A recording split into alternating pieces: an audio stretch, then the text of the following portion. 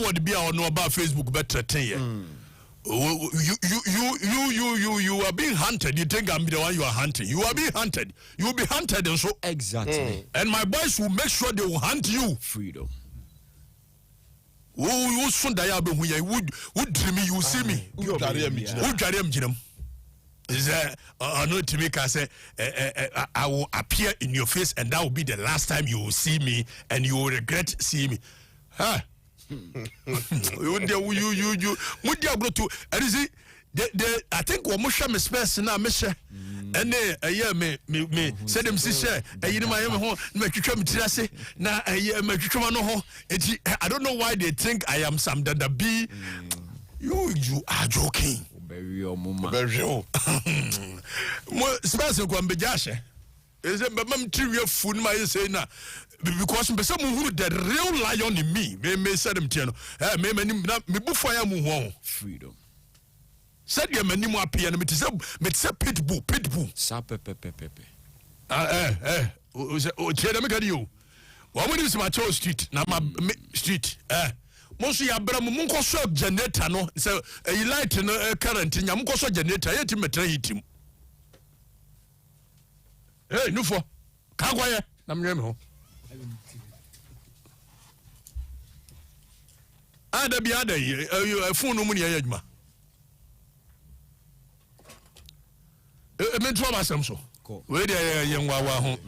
We dem kofi. We say abo say one day ni man say yi na gade. Feko na ya kan mu voice mu so ho. Me mra back na.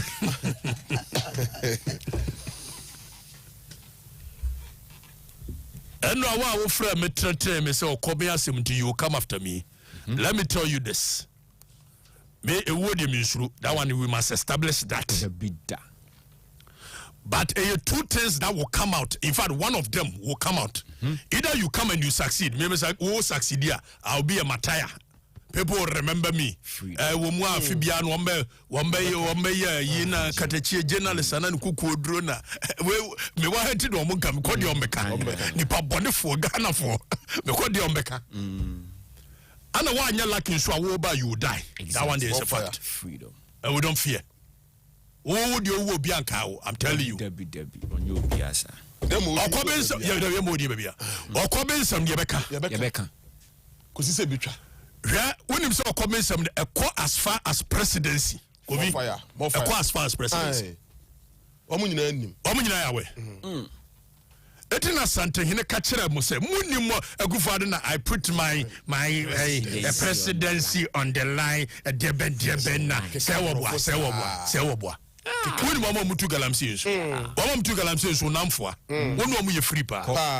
Yeah, wo koben wo ye je ne concession ni ade wo the lecture by presidency wo chief of staff wo meboa.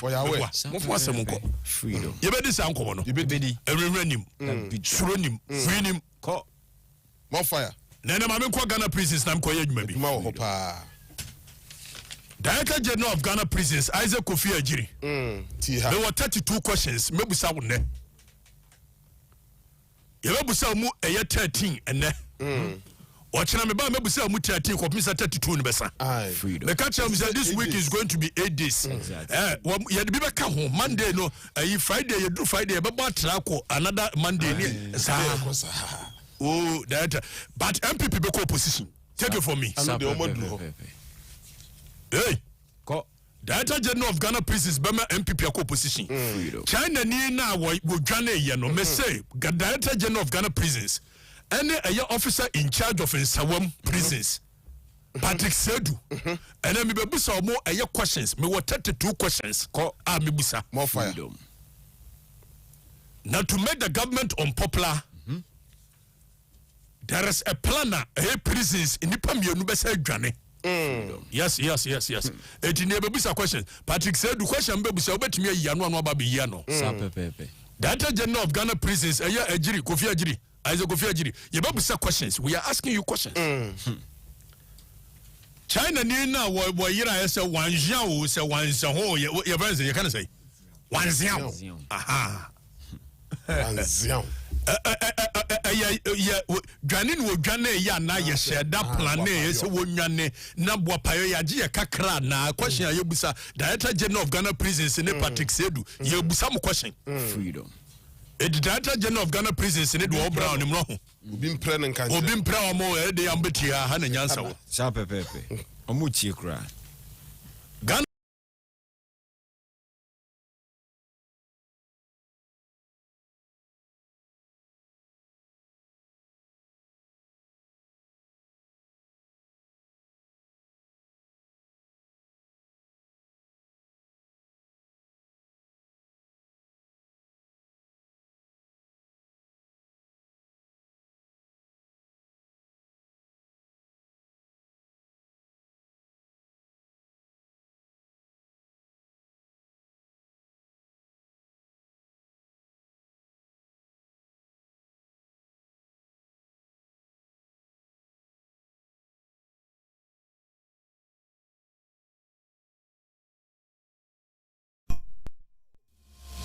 Ago Waribo Okatakyie Afrifa Mensah nie Okatakyie Afrifa Mensah nie yenim na wia nti yanso kane ahwe nanim anajo asante aguna oyokohene kwanchen dunsia osue abrafo na wokade woni bi asemma no wo fa hudie me fa hudie yen fa hudie aha ne yebono tofa freedom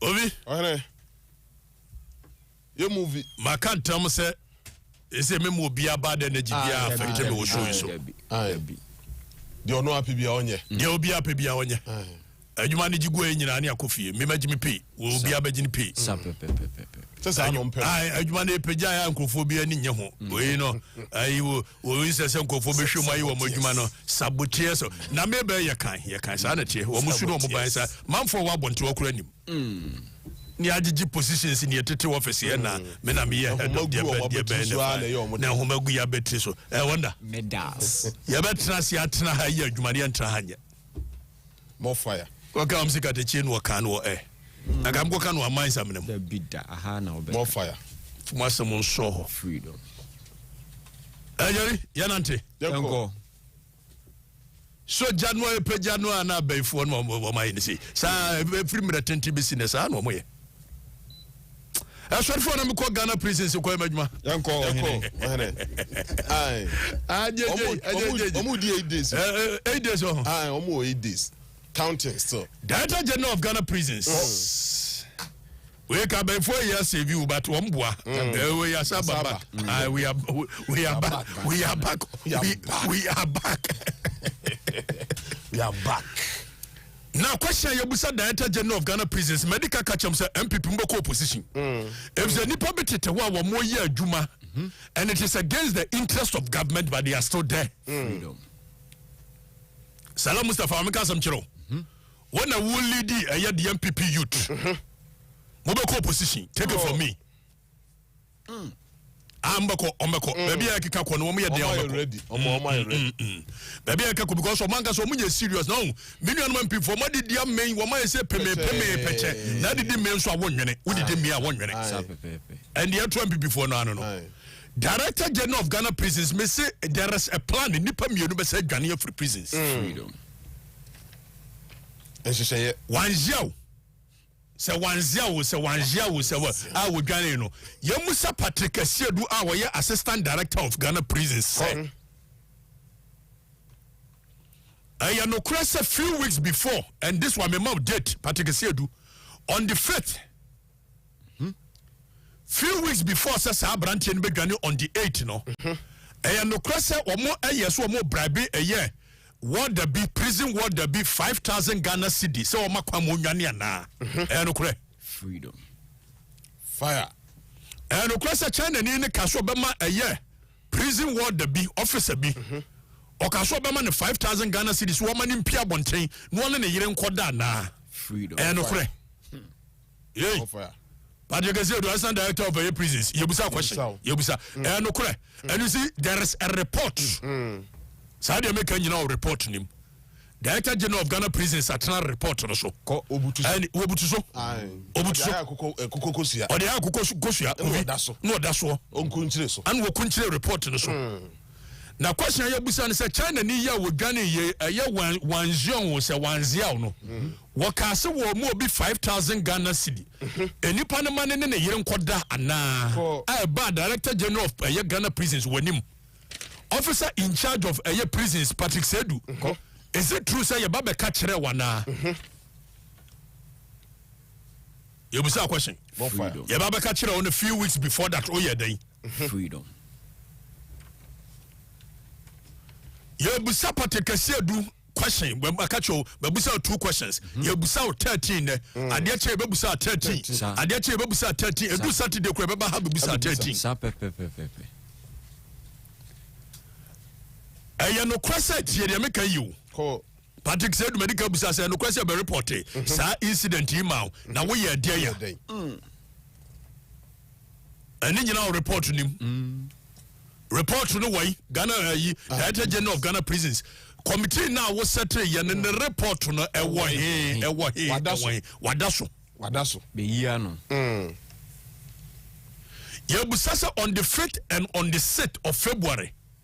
3 days before say abrantia no ebedwane no the wanzia wo say zanzia no na yire be visitor no wo Ghana Prisons ho in some medium security ye busa Director General of Ghana Prisons and Patrick said wo ye officer in charge say China ni na yire no be visitor no on the 5th and on the 6th e wo office ana wo office na meeting happen when happen wo Patrick said wo office ana China ni yire wanzia no yire wa ba director officer in charge of some medium security you busa questions is it true say wa ba no China ni yire ba ho ene wo ba be di nkomo wa ba ye ukoyi abrantie ni free prisons what about officer na freedom obi Patrick Sedu ni nimboa Patrick Sedu ni it one in charge of some prisons Patrick said you bisa question say me say 2 days before Abrantiano on the 5th and on the 6th of February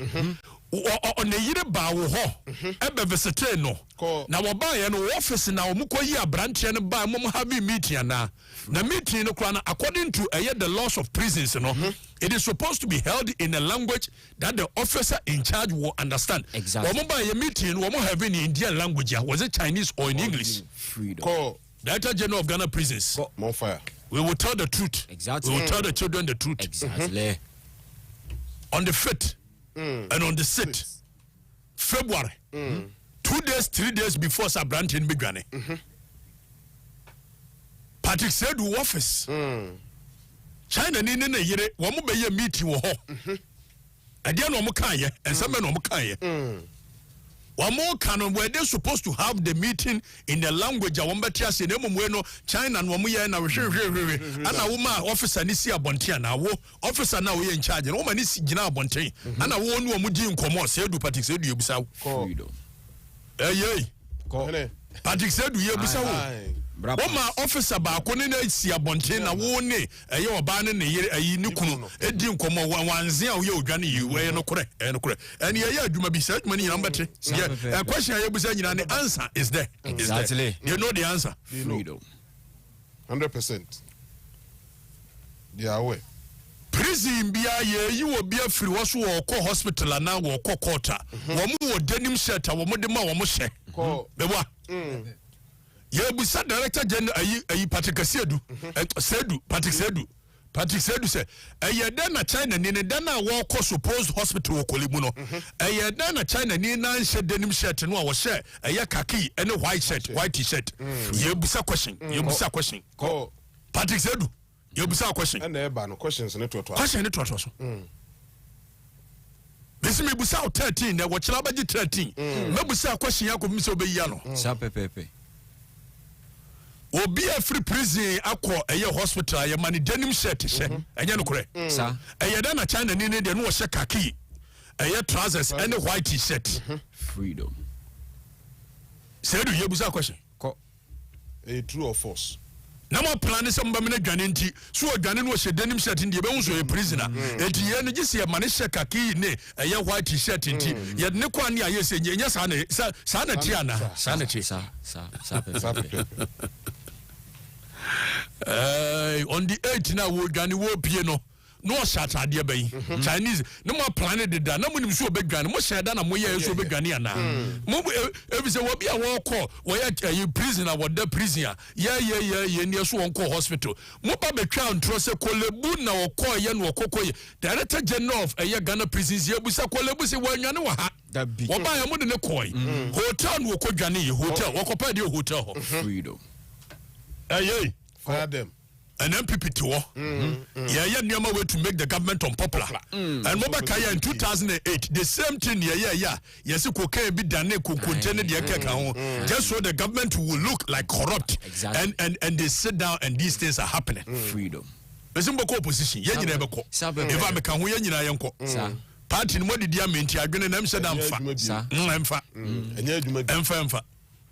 Aduane na ahyehyɛ omo bo na akotokoto no ma yezi bre no ye bre ya ansa ne yenya tumi omo refi it director general of Ghana prisons ne Patrick Sedu to se me ne wo kasa yi ye bone na ye bebusa Sedu question say according to the laws of prisons active politics is not allowed there. Exactly. Ye musa Patrick Sedu I want your officer in charge of one prisons say and Sawama Duajiri parliamentary candidate for NDC. Aya wabane officer na freedom. Adiana koso. Meeting benya. Wamuya meeting wo ho. Na meeting ni abadian. Freedom. Oro be a friend of Bafuboni. Our the prisons. Watching a baba bebusa questions. Who is controlling the prisons? More fire. Justice Bafuboni or your Supreme Court judge. Na yire I will know yeah he say watching us questions and I know you another set of questions. Exactly. We say we will leave nose to 13. We see a busano say we do question 9. Say na ye busa Patrick Sedu say one kasa kura no what the contraband goods ye phones contraband goods na we contraband goods ye be say busa question one no Patrick Sedu e na ni mate nyina ye DDP na one no ye still ADP assistant director of ye prisons ye be busa ye ba ho mo bi enga enko ba bia ye ba ho sa pepepe hana nyansa o biti ha Ghana prisons. Nsamu Nsawama Duajiri NDC parliamentary candidate. Wako director general no office ko have meetings ana. You can say officer in charge of Nsawam prisons. Na ya to abai yase me ma poster bia nwura prisons ho. It's against the prisons law. And of course NDC posters finding its way into the prisons ana. Freedom. Brapat. You was a question. Na ye officer in charge said do ye bisa so no award the phone so krama inmate no e bia wo mo so de ye o mo say yes officer Patrick said what the phone sama inmate no na which is against the prison laws contraband goods or trifum o pretty kaba the inmate na enra inmate for no na e bia yim say no ma yim say no mu yes say no ma yin say you was Patrick Sedu. There is tension brewing a year. And is it about escalating because I could no na call a year takwa na bako frame free inside one where you say sanity and my eyes are everywhere. Exactly. Everywhere. Where the who yes is here kwame me catch freedom. Patrick Sedu you were the who yes is here me catch sa pepepe. Patrick said you busa question say tell me now we are assistant superintendent of prisons one prisons ho is it true say one kasa Patrick said the director general of Ghana prisons you busa say Patrick said no what the contraband goods should be trefa mu e ma mu hu ye a che no ana mo reduce the rank na you busa question then and enough contraband goods ben no the firm or control the nipa ya we officer in charge of one prisons Patrick Sedu time wa no wo we assistant so superintendent no mo ye busa questions mo che ne so de niam atwefa mu ko prisons ho e ma mo te ne rank so freedom Bakwe we question ye busa wo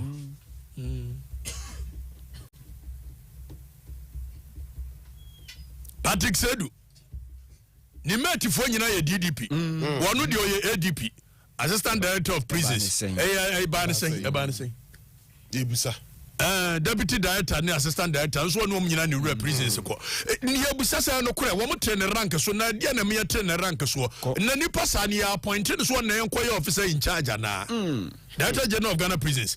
Any pan record ne say wotimi ye no de contraband goods so fam woni a chene ne yete ne rank so say ye no credit ono no ya appoint no as a year officer in charge na freedom. E better na China for nwane. Now another question ye de call Director General of Ghana Prisons ho. Question number 12. And say question 12.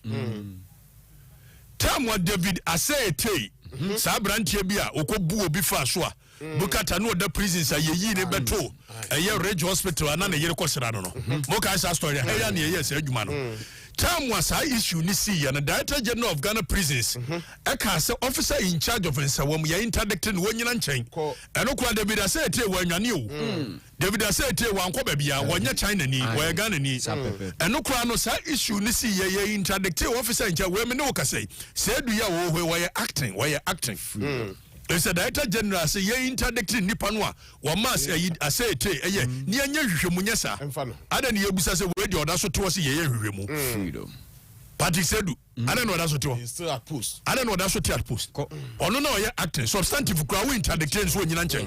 One ne wo plan bi amoya na Director General Kofi Ajiri one Patrick Sedu. Question number 12. Mo plan bi amoya. Is it against the government? The government was said that's what mo di amen. I been in said that more. Yes. We be say phones in prisons. Prison wo phones I am say time. That officer in charge no one the microphone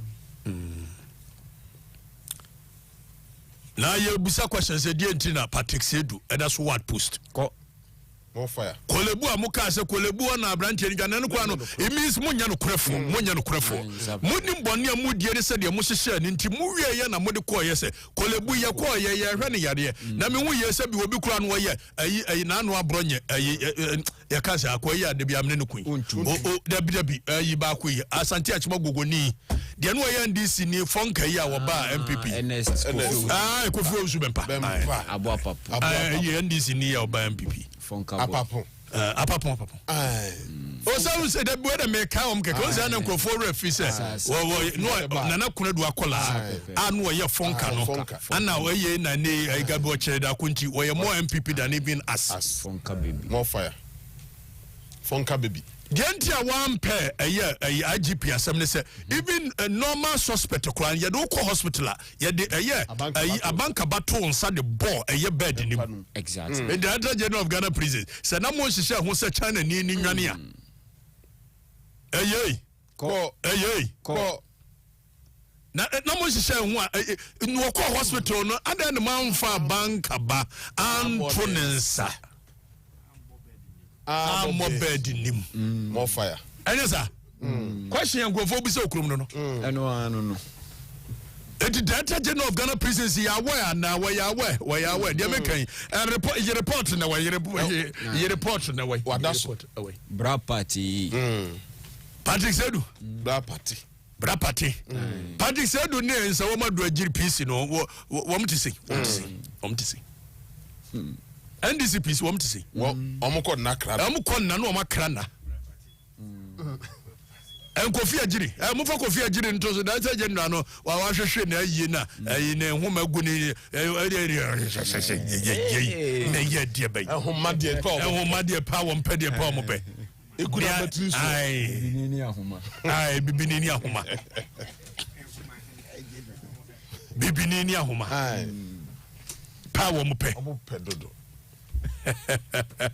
be sorry aye adwuma me ba hunu bibi na meka bibi obi wa here all make fa enkoye adwuma dabi na huma no ade agu na ye de huma be gu ya betri so apagya ni say ya salute hunu no ye twa wo mo say na me say people will go to opposition Sapepepe. me no mba wie case we na people na opposition omo kwa Ko shishaba. ezo mo de dia main say tin krofo ya ECG say mu de ntia ya dum kane ya no so nyina ma be kan wa ha yes ne director general de ntia ya pamo ne nyina ma be kan wa ha Sa. ye dum no ani ye ni say akufo adu idiam so asay ya party o awrade yesu wasay ya party akufo adu asay ya party o wagiri party no wagiri no awrade wagiri no why get no? Rade. Papa ya say your part. Now when the entire omo yes yen go opposition ni say Akufo-Addo party no go opposition was ako control you. Exactly. The Akufo-Addo ye bia chance of party no go opposition.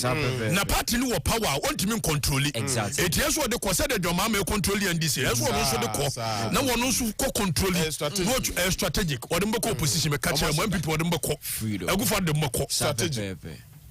Hello, when the capo Jido Dome, Adam Dola Melio, Adam Dola Melio, Tobio Dome, no, Okatakyie Afrifa Mensah yenim na wia itia sokania hwene hello, when the capo Jido Dome, Adam Dola Melio, Adam Dola Melio, Tobio Dome, no,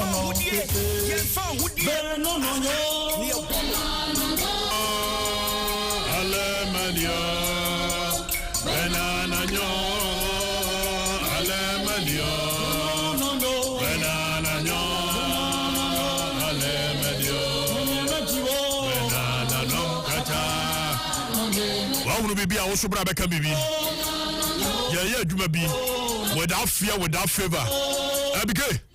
They say your party na Akufo-Addo person ko opposition ye nyina ebeko. I'm telling you. Na nya one was 2 months here ye di betusu running way by on the 30th or the running mate in beko. I Adam my birthday in me say on the 30th by me and the running mate in beko akoma ye cancel. Me mo in the first one ha. Adam obi gina so yanya adwuma no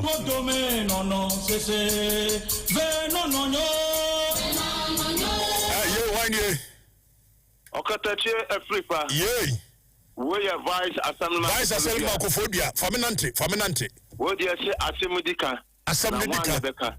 Let it be am call say MPP for transfer ma ye jesi kan edwa nanka. I ye be dwa nanka ne wonyini ne nkyere bi nyina ye be dwa. If the kona ano de anya ono nko a okuba bia de wa na won ebinim eye edigu abrani mu ase no. Na mpani fonte so mo hwa na eye nwa. Na me do Okatakyie Afrifa asema me ka cho say ya oka ni nyina no. Cho na ntem so yi. Hey. Me me show Afrifa.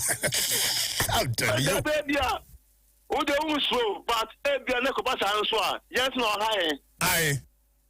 Na me na mo me ni a conform ni abosom bro bed yo wo mu di akire they will take care of you.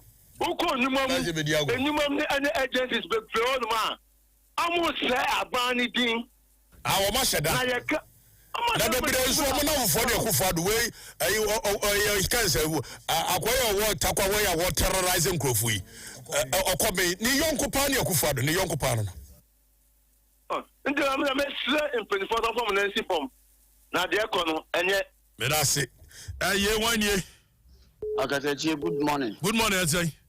Yes, you are the friend me Atamoto, me friend Apenkwa. Apenkwa Atamoto. Atafaminante. Okatakyie na me won ka wo. Me da se. Also journalist dey yenya bi. Ye me ko dey na journalist me mpe. Mo nka mo fra me activist ni we community radio. Aye, community radio. Me 1 2 3. Aduma wo yeri na me won ka wo. Amen. Prison officer na mesra momo modern ye aduma na chifa mayen. Ya wahasi ya be magana be fa na ntuma pa. Me se bafu boni bi a ye de ni tu mo no bafu boni ye be busa questions chena wo meti ni nyina. Di we chi kopem so be bisa na questions ni na be wi. Ya mo mtia me nua wonder fama me. Wonder ye chiao. Ye wan ye. Okatakyie Afrifa. Wo hunu bibi. Bibi no, de bia be hu bibi se be ka bibi. Na wo di the same. Paako na ni friend ye na da bia wo hunu number no dial ni ade wo ye no say computer adwuma na ye ni nti bia ya it so ye ni the way about ampa wi ase ko nanim nti phone wo person yi na mana we bia obekọ wo person yi na mana say din wo trima just go to the contact na show ni panedin na mana baba. Okay, and what me yes I with phone. Yeah, with phone. So now me use smartphone and I'm this year computer you man obi anchire me see on my own so that I'm surviving. Then me use smartphone but fact na I can tell me see am come in bio. Oh, no article haya. Article aya bra na me hu anim why na me ne oni nkomo why na nipa sa no mepese me hia oni adi nkomo. Okay. Oh, be a Friday, bra, just come around. I will buy now security in what board near Chrom say. 100 years in, no mind is saying the same to you, but one bay you see now, or a jai, Momo Mojuma, Nebra, what?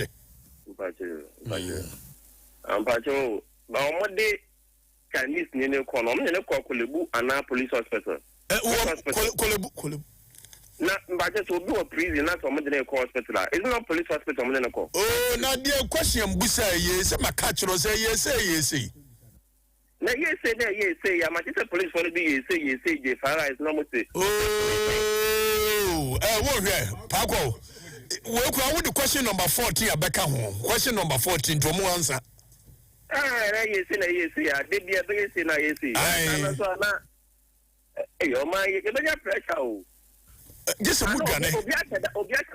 Pressure drew, but some pressure drew the bedroom port to a see while a man. She said, one must want a young conform to do no crab, one so mummy drove you, one can see you ding a film. And the bedroom baby, any senior, and yet, you know, when you're ready, somebody money. Jamaica, Paco, a year 1 year.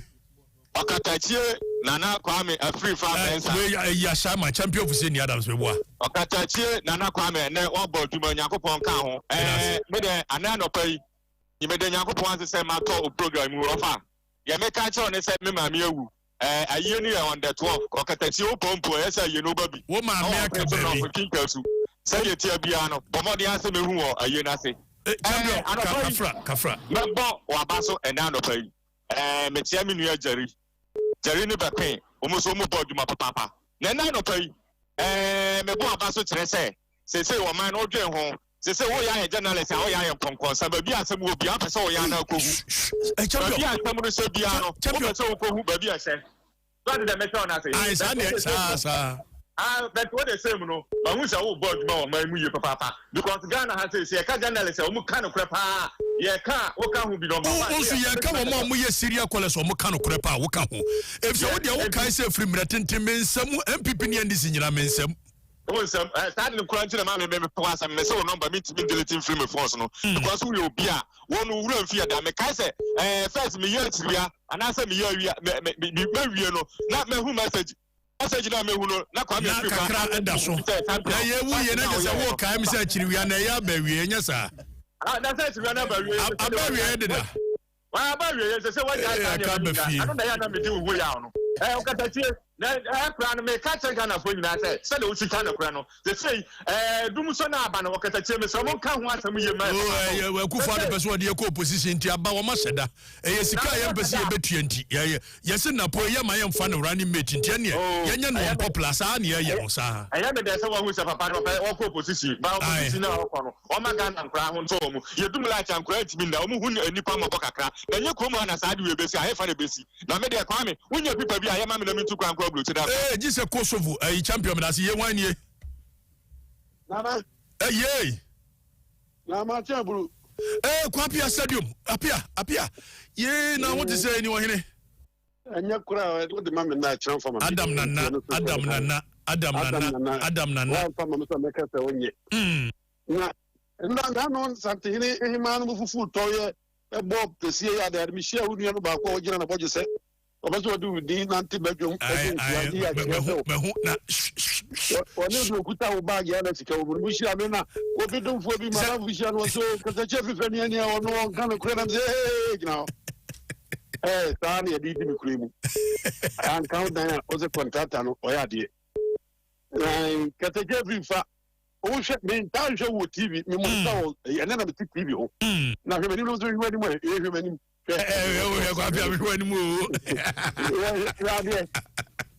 the show producer ya na huru ni say o na ko bi na obo ni din no me onya ma djuma ni na me hia no ba ko pe e wo me hia na study na na do ne na ban mu penifo do na tugara be say kokuru oma ya chiga na ni na tuna channel ni nya ko edwane de okobi tu no otrisi school dan mi no ma ni nkurase ye kura na wo tu no wo si school dan na kamia me support ya but we di abakọ se mo first time me ye wo report ma wo se mi ma ko twa school bi mi ami wuru na me na mo say ye nsu no de ko kire school dan se mi papa jo ma yi blog me am so we de bi ntwanto di paro ma say kokoro wo tu bi mo tu adi nti be de me kura mi nya power ba metu bi yes se kwa dem se mrantie ni ntugalam se krono aye ma abrofo ye boyenti dem mo no ba bia wo tu firi gwira enra mi gwira school ba be kire me dia belabo school ba be kire wonye hwe wo ho o de ma me nko me o mra dos me die le sahwe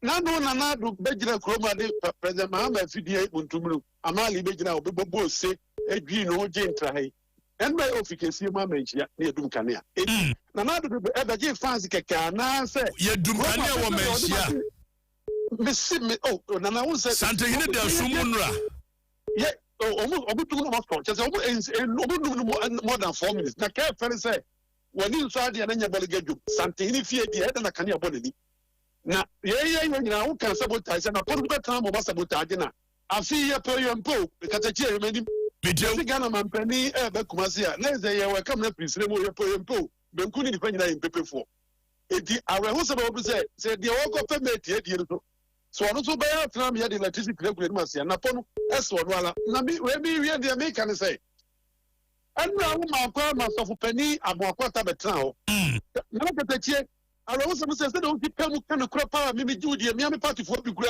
em feel mi de bi feel mi kura o say so for na ya dia ma so mo gana ni bia gowra so de aboakwata ma me say e acrobatic display na so for ni yo mu kan kura man one interview no na se kan puturu to gota na ko kan to amrem kan dia do ma ba na ba kan se eye hu ma sem aboakwata ye de wonu on personal position na work was say wa hu wi ase na hu wi ase wa hu niam eno no sabi onyeja bia no wo de wo question ne sanya aboakwata wo mo nya sa de me pele sem pa so tiri kekwe o man wo ra do mama hi de peso dum so ba ye asofo ya ne aboakwata mo ni tebu a no obo mampani ni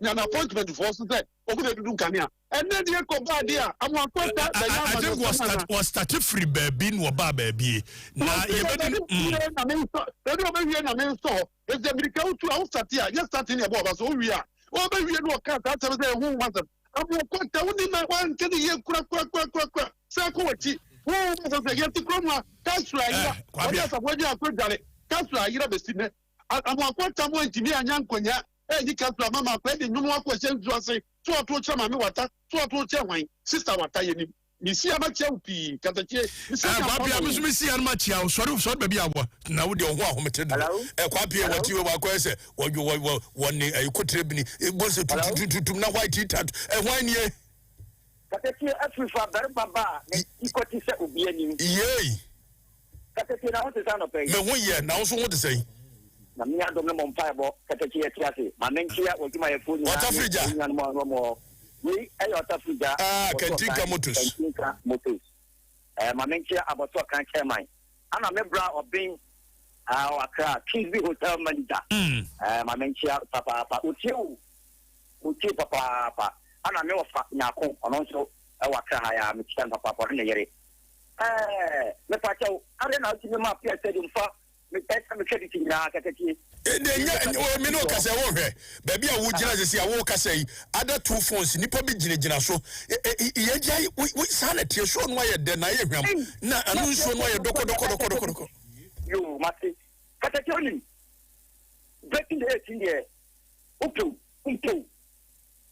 so because we shed ye Ghana for eka ye Ghana for so mamu bawumia enyama papa ani na do danko kufuado aba be ye o memu e se mamu bawumia ba beto aso no ye ntina ho nhwe Emma NDC form huna patapa. Emma magic to me no. And your motor repa, where you were to Sana, what have you? Something like of wrong. I didn't so.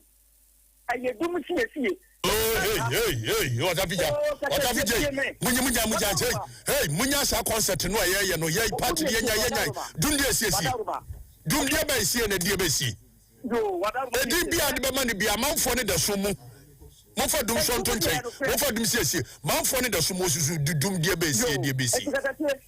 John Mahama time. I didn't like to cry. Unsend a big brother prison. The bidder home. He come with it. No, I'm quite here to be a cold sore.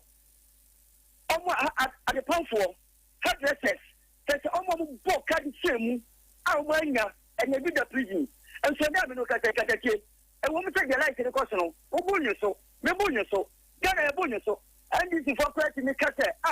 Nanado, I deal with you, another proposition. I didn't think I'm more papa and baba, I'm Omokata, because I'm out of there, a modern bomb, and your papa and another uncle Kufuado.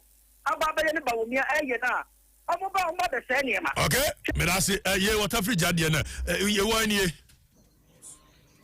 Hey. Na kwa na bosu gina obi beja o gina so 1 second na me ni panwie gina so nyeso e menu anti number ma wa preferential treatment hwan ye hello what you doing the same ka safri he me ka safri nungwa u ka safri nungwa babulo mo ho tsai Kristo adu na ho ye pa aha patom na ha ni se aha so me ko so nungwa ha pa mo didi ma yan wa wo sa de me ko nungwa obi o me ko ye de ho e de na ko so ba cha we de ye driver say wo nungwa je se we nya gbogbo asem divisional police for na o mo yan wa ha no aha no mo ye di no Okatakyie no ye ni kama for divisional police ye wo nungwa no ana mo ye dan Wamati boys ye deliver and wama online wama abu we come no mo ne de anya de so obeka wo mo chiem se maye dai police for the minimum me na menua no mo wo mo chiem se maye dai wamati ya wo se olances wo mo do olances awon se insurance wo de insurance ma wo ma insurance ne license ru obi de me olances ana wo insurance no insurance no mo chime ka join insurance newu na wa insurance newu a wo di insurance no adwumatie ye eso mo chi we ko eso mo jeli wo eso mo di schedule because for insurance ne license na adwuma o se me ko license ne mo insurance ne de awu na police ba ko wa me mo fa mo no so na musa no fa mo no hello Okatakyie good morning no good morning what to say wani adumo wo se de na asie Pacho, the Etienne say, I did a match here 50 Saturday. No, Nancampo say, watch here. We are now among the Vinci. Yes, some police found them one more delay. I quite say, yes, I don't mean more side and maybe a moyano. So, more delay, among language, you need to speak a language they will understand. There's a quarter number so much on 48-hour rule from Saturday best in the 48-hour mure. And there's a language that the police understands in Nungwa. You are not speaking that. Now so na my insurance a license in the Yajma. Padre. Moko language on better. Mamine na bosu kodingo. Nebosu. Therefore mejoso.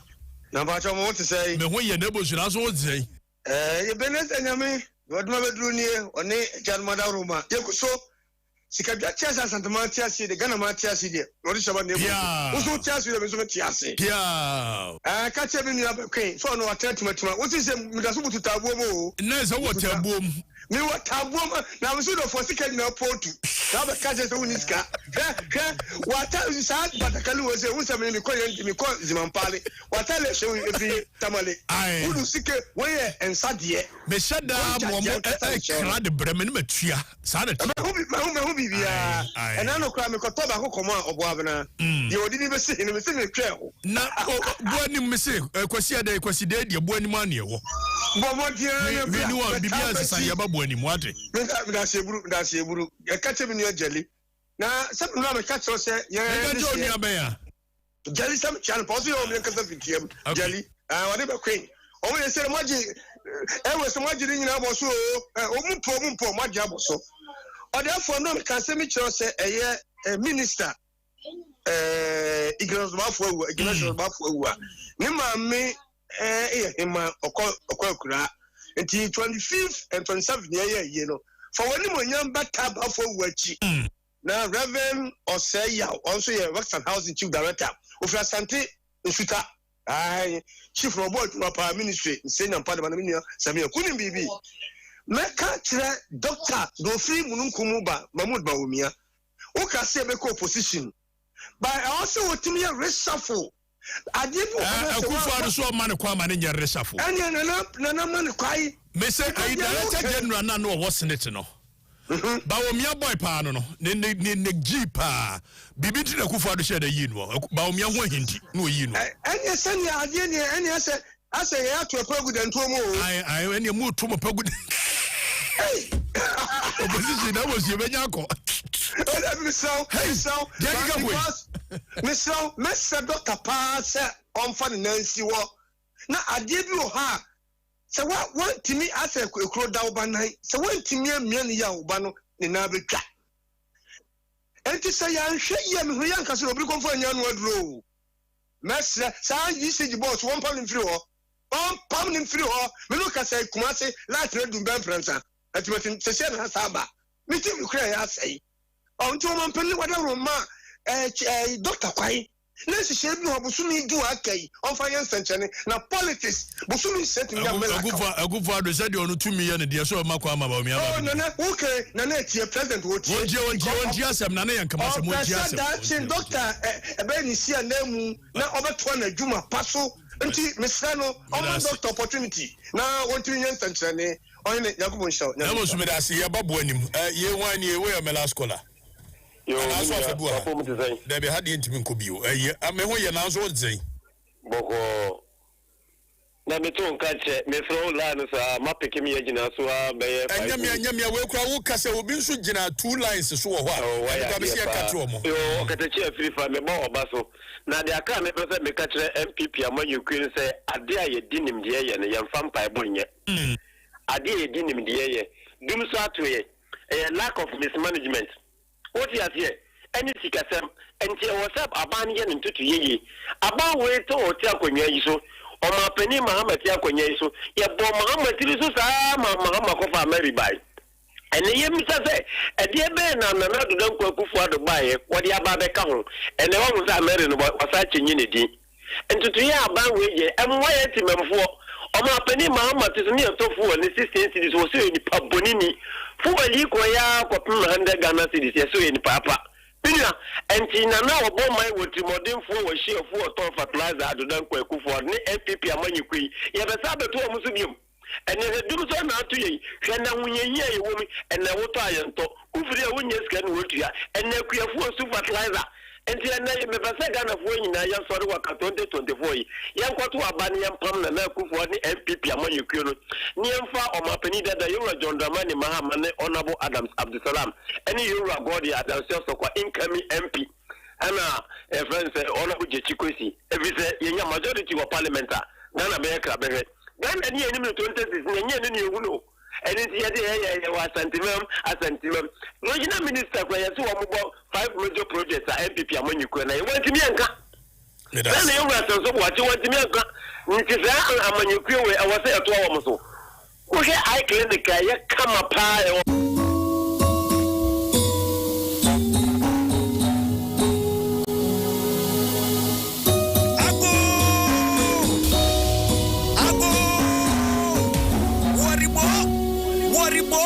Okatakyie Afrifa Mensah. Okatakyie Afrifa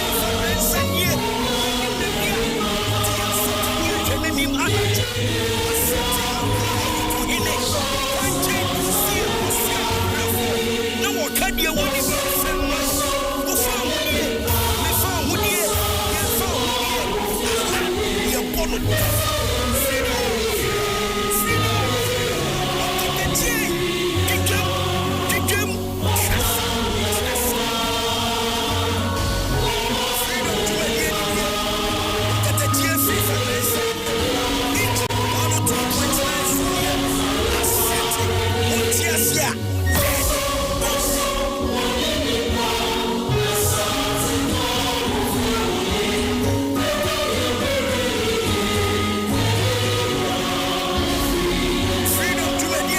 Yada Siano Pesa Ugusuti Angel 102.9 FM. Angel TV 16 affiliate stations from Bono 107.5 FM. Angel FM Takrade. Test FM Kofodia. Western 100.9 FM. Darlin FM Cape Coast. Opemu Mansuan Tuokrum. KFM Techiman. Cheers FM Sunyane. Angel FM Sunyane. OFM Obuasi. Angel FM Tamale.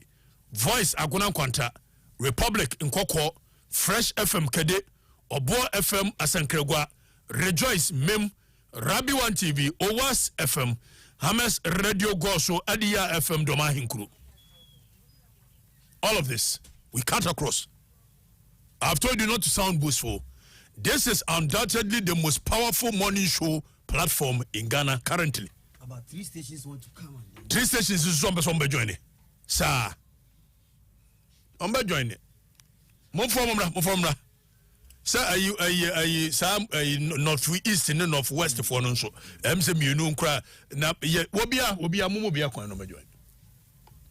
Say show ni ye bia e bi no emu api ink wom na bi nso preaching ne nyom tro ne ade enti ida obechusu ida say ope preaching and nyom tro ne ade anasa ope bia ink wom. Na anunsuo na aye anunsuo de edu ubisa Dr. Aka obekere ba kwa no anunsuo de ba ko nso ayesi we within 9 months wobi ya ba say 9 months 9 months mu ani ebia ye morning show from 2002 ya ba 9 months me nya bi kurada enufo morning show me nya bi da me first time ni na esi nkonwa kofi ahode empanko esi nkonwam dodo say no ewiane de me bae no sa kabanana bobia nsaja na chima no kabananas wo ye na me yese o mebo kaba in fact in my mind na mebo kaba na me de kaba ko em say 3 months or say 4 months na kaba free me na me I was like no I wanted him to be there so I will beat him I will lash him sa ana e ko ya no obi betrem so obi bae no obi I didn't see him as a match because there is a difference between a station adding value to your name and you adding something to the station. So it's clear. Me because station bia and yes station they add value to me. I add value to someone. I mean the station. So that's what it is. Eti obi say ubisa adoma from phone. The eti omo ba ya omo so make kan sim huna mi ja omo hono.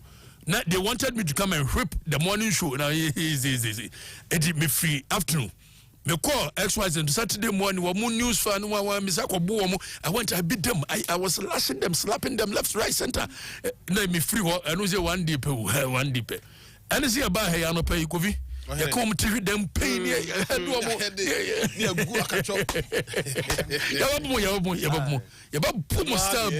I'm telling you, Dr. Akakwaba.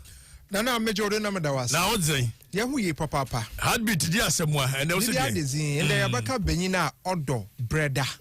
Hey. Uncle Moya no thing. Benino Yasadri. Odo no obre no down the and Tinya Odo Breda. Odo Breda. Yes. On the way. Wapotoka Samoy male infertility. Odo Breda. Yakada Benin Odo Breda. Ya Piatraden. Or Exebia. Oma oba anede besia emfanyin san wa bra wa ye awarze wan bon ho ban wa fikrum bema odo breda ana benyina oye saadwe otum oye azoospermia na ochere nkwom biara otum ye den azoospermia na ochere nkwomwa biara enyi ne ho nsu no mu anempo de otum oye oligospermia no chade nkwamwa wo no hu sumun wo hu swar a obotu wa hye besi anyinsan anaso mpo de obotu wa kabade nkwambo ho nsu na ho mbanen osesa na wawu ntam ansa na we hia besian nu nkosua bema odo breda ana benyin saadwe ana benyina ontumi hye besi anyinsan ka ho bi ma awo emba centralizan oni abaze oyazo krope de bema ana benyin a osipi osita onye besi a osipi osita a obotum wawo onye ba ya worza no mu yezen wo abosom pal du ebien afekor wabra won kwabo won ho ban a nyinsane biara wenfim aba ehwan o kire benyin no odo breda woman hwe sunsanso bonen omama awore na woman etim na akam obabam bibiara enyi ho a benyin ba ya besen enyi boso anede besen ba ya benyin enyi boso oyedem na nyame ya adom na woka won tiribom a azekro no obesi odo kwahwehwe beebi obotum wa abo hon ma sebie tefrache won so wetum waawo biemu no omama benyin no wa adwene ma watra otra dem na areho na ankonam yesu onyene baba abetsena depression na oye mo ya atete mponyi de o mo bu no ho abomfia so ono na afefo wor kasa na ozena no botuma what's efio wor ehweba what's efio ehweba onka ho enka ho inside dem na in fact oya atete papa o ma benyin no oja areho na de biara no ankonam yesu onyene betena nti o menhwe mbo a eba heartbeat homeopathic clinic na wadam tibie ya mezebo bozu kanen eba mama homeopathic remedy mapa oboboa na wama wonkombo no won akosor na enyi atsenka enya atsenka na ewa haw bi wo umbenyin yemu a no so wade ne nzamenyi ma bibiara ye kama wo potokasem kakra makaka ho ni that homeopathy provides resolution by 1 increasing sperm count and motility, 2 increasing sexual dysfunction in cases of low libido, and 3 treating male infertility which could result in sexual dysfunction. In Tazaka Krewotum, Ayaza Wong say ho na ewo dam tibia onenyi ode hu de wo yero no why an menses say we or your menses ni we are mo potro can 12 days is equal 16 days answer be any menses be no or then ni awara won mu biara nkobon ho ban de biara o do sido or then ni awara esa won ni rim ho e we wo de wo kan wa we no man tiase esa won ni rim ho we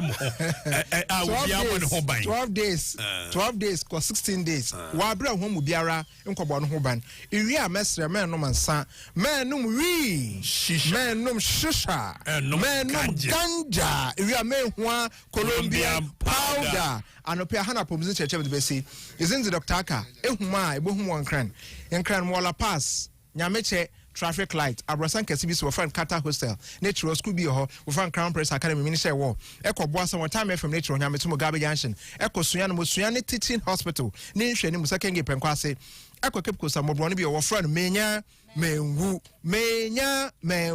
mesra na from na bibinya na from 0243 33 78 26 0243 33 78 26 another number 0541 152 443 0541 152 443. Good morning.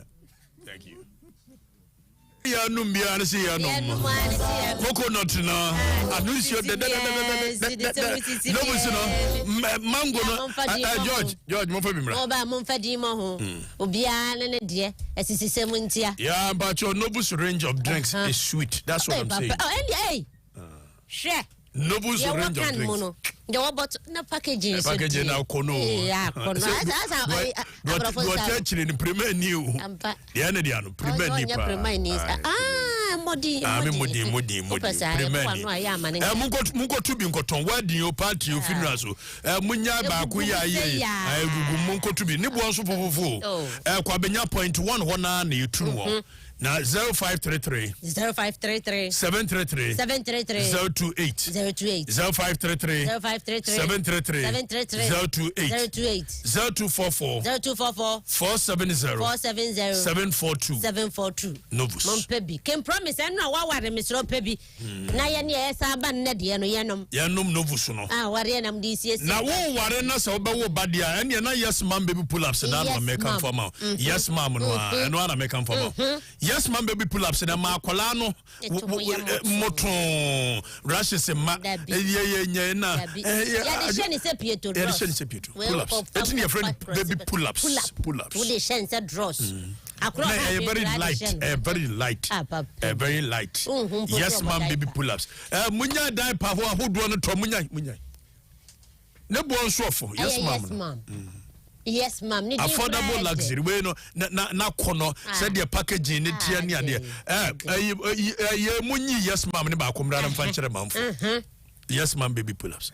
Yeah, mum famra ni mfanchere. 05 we ya chira bo wo pay wo de ma ayi small boy na 0533 733 031. Yes ma'am baby pull-ups 0533 733 031 0261 42 11 58 1158. Goyo no an beboa mo. Ghana oil. Goyo na. Goy. Ghana oil. Goyo na. Ghana oil. We auto gas station ya kode ESA. Wodu Bema camp ebu ho. Wodu Kentinko no ebu ho. Kweshi ebu ho. Wa na akubu. Ukobu Bema camp. Aye. Goyo modern auto gas. Na fe no bia de fetchire da you work asi bibire mu ade. Usika no de transfer ko he Access Bank na. Fa why? What a bank. Fa wa. Ese benu ye ni sikadwa. Fa wa. Sheshe ne doso. Ya hudu ni nyina binso. Babua we say. The custodian newspaper ni mu ebo ho no say. Meeting with Charles. Baumia finds new funding model for free SHS. Na ye bisa new funding model no no so ye de ba free general so na me ne Davis me na Dennis Miracle boy. Dennis akwa abawu. Dennis Otumenka.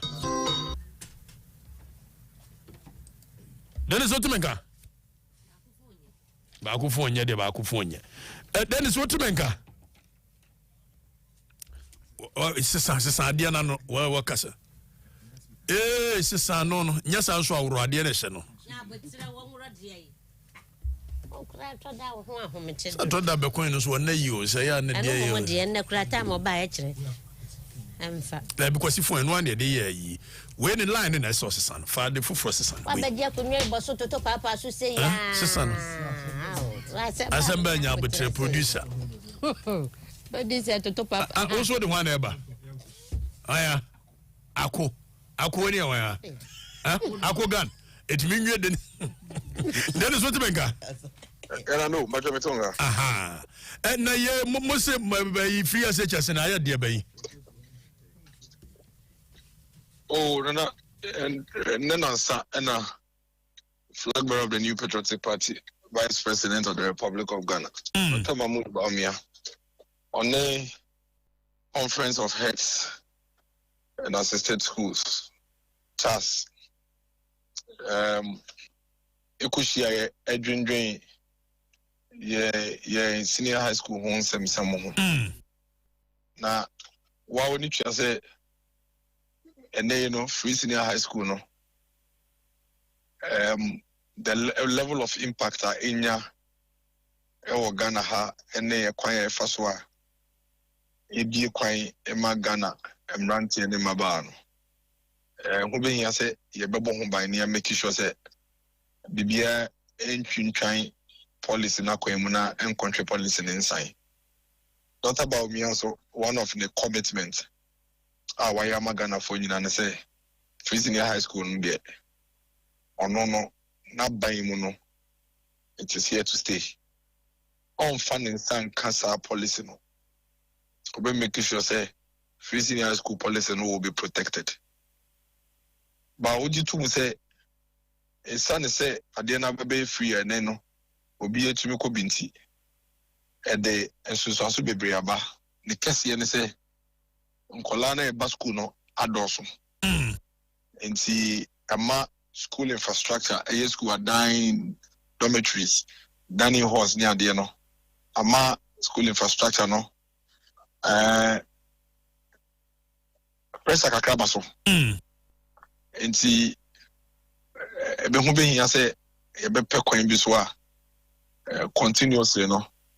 Ebe improve because they obi a ba person ko school bi. And Obia so person in the back of school. It's an say so we school so need school. Aban be no. Na aban so eto de bia na sika da ho no. E na bi ni ho. Sika na na ho prekope. Emma aban ho kwan to me all this infrastructure anti obekọ e bia school bi no. you see dormitory block be 3 years 4 years ni yensi wie egusu sio obeko baby no ya start classroom block be 2-3 years yensi wie edasio justifiably so because yes ka ban benya no de be san nyuma no nti asen when na sika na eba no na ban so invest into SAR projects no nti se sika into me ma senior isi peno ma project ni KH kakra and I'm going to ntina ata mamudu ba me atena se no say no going into the future no I see a creative ways I be to me and there rapid infrastructure am senior high schools no and another dream no a private sector in a bit to me aboa and see obeyusu lease approach no any lease in here build operate and transfer into no and then you know saban wo sika o saban ni sika o Okatakyie na eja waboabo sika kakra no na wo pay business with ya ukokwa school na wakosi dormitory block esi ho na aban etua kan kakra fa na say wo na we see hostel na dey rent aban enti bia after a period of time no after a certain number of years no na fe dey ababa ya aban dey prekope and in our view no we know ebitumi ama infrastructure na yepe no yetumi yan intentem than the current situation and it will be one of the ways of ensuring say our policy here in the you know ababi bi kwan amagana fomba ehia fone sika fomba nyina etumi tsa dan ba akomu edin komo fa adwen make sure say obi edatin obetumi nya bibia ye no sa policy you know ebebo na etumi abosa policy no bai na konkoma say ebeka say school adani sha dani horse ni swenti no nkola yenyi bi film na bi mo kokon fie. This is one of the key approaches not about mubamia ebe yusu now or the fixes infrastructural gaps or secondary schools in 10 to ensure that free senior high school to be off and sankoka no cemetery was here a year private public partnership war say the bekwenye sika kakra bra besinu ko si school hostel one fantepem na momo afibia no wasi awie no aban betua rent ama wo private individual no akone na my feasibility ehunu nipa dodo mbe ye interested here na sika no ebe free hin na abane details in here yeah and they are critical and say private sector there omo bibia ebe mo musika no mo pe omo do musika be shim because ono de musika be to bibia obe se nye free ebi free my den aba na challenge kakra na wo ho an say aban ni sika no kese a eda ho prekope ode be ye adwuma no demo so o ma aban kwan a ase so twa ne kakra bi afi bia no wetwa kakra afi ni mu no obetuma boabo eto da no afi no so a na we yi kakra tua and so within that period no next as a project ni enwie isi wanwe ne se so ajas here but with this approach there private sector oba besidan ni nyina si ho na nkola ne nya kwan aba be hyem esua de nti nkola yi hyem o musua de no na afibia ye gigito no na ye tua ho kan kakra I don't know if you see the difference nti the difference here is that abanka so si a no abesi o na mom ebe sika no aban ko betimi a channel sika no into a different energy betimi aboa na a private individual no so e de sika ye bibi foforo na ye tua ne kakra exactly and apart from that to crown so no Emma adie na ye hia na ye de aboa no ye nya na animanim ye na ban ye tua ne kakra o sa ban normally aban ma o contract say kosi school dan ya o say be a project we no 10 million Ghana cedi dormitory block wo kwasi no usia we raise certificate e be a foundation we raise certificate 1 million o de ba aban we stand with chia o chia na wase akọ na wakoye kakra we raise certificate na de aba. And a lot of times over here, contractors back at you say, you raise the certificate, I buy you 19 year free site. Exactly. It's school diner and can collect here now. ombe yusu no 2023 and 2024 no abaya sase no ye be kwa kopem 2030 na ye gusu si because abayin to me nye sika na da ho prekope emfa ema won wie project in 6 months and normally won say ye construct project yes your project we akate so de e say take 6 months in fact sika da ho anka 6 months ye be wie ne to be yusu na mo sika na wonti bo say 6 months project no 3 years ne egusu te ho emboa with this approach no private sector ona wodi wusika babesi school da ni nyina wasi awie no na fe de wodi rent aban enti afi bia no na ban etua rent akakra ayede ama sa afi rent ndie woni me nim say aban betumi nya because sa sika na nko bobo no kakra no de ama na na esi wasa ni bia ka ho na na esi wasa ni bia ka ho kakra sa but some be ni nyina no now we are not getting the use of that particular project but then you know with this approach we can use the project now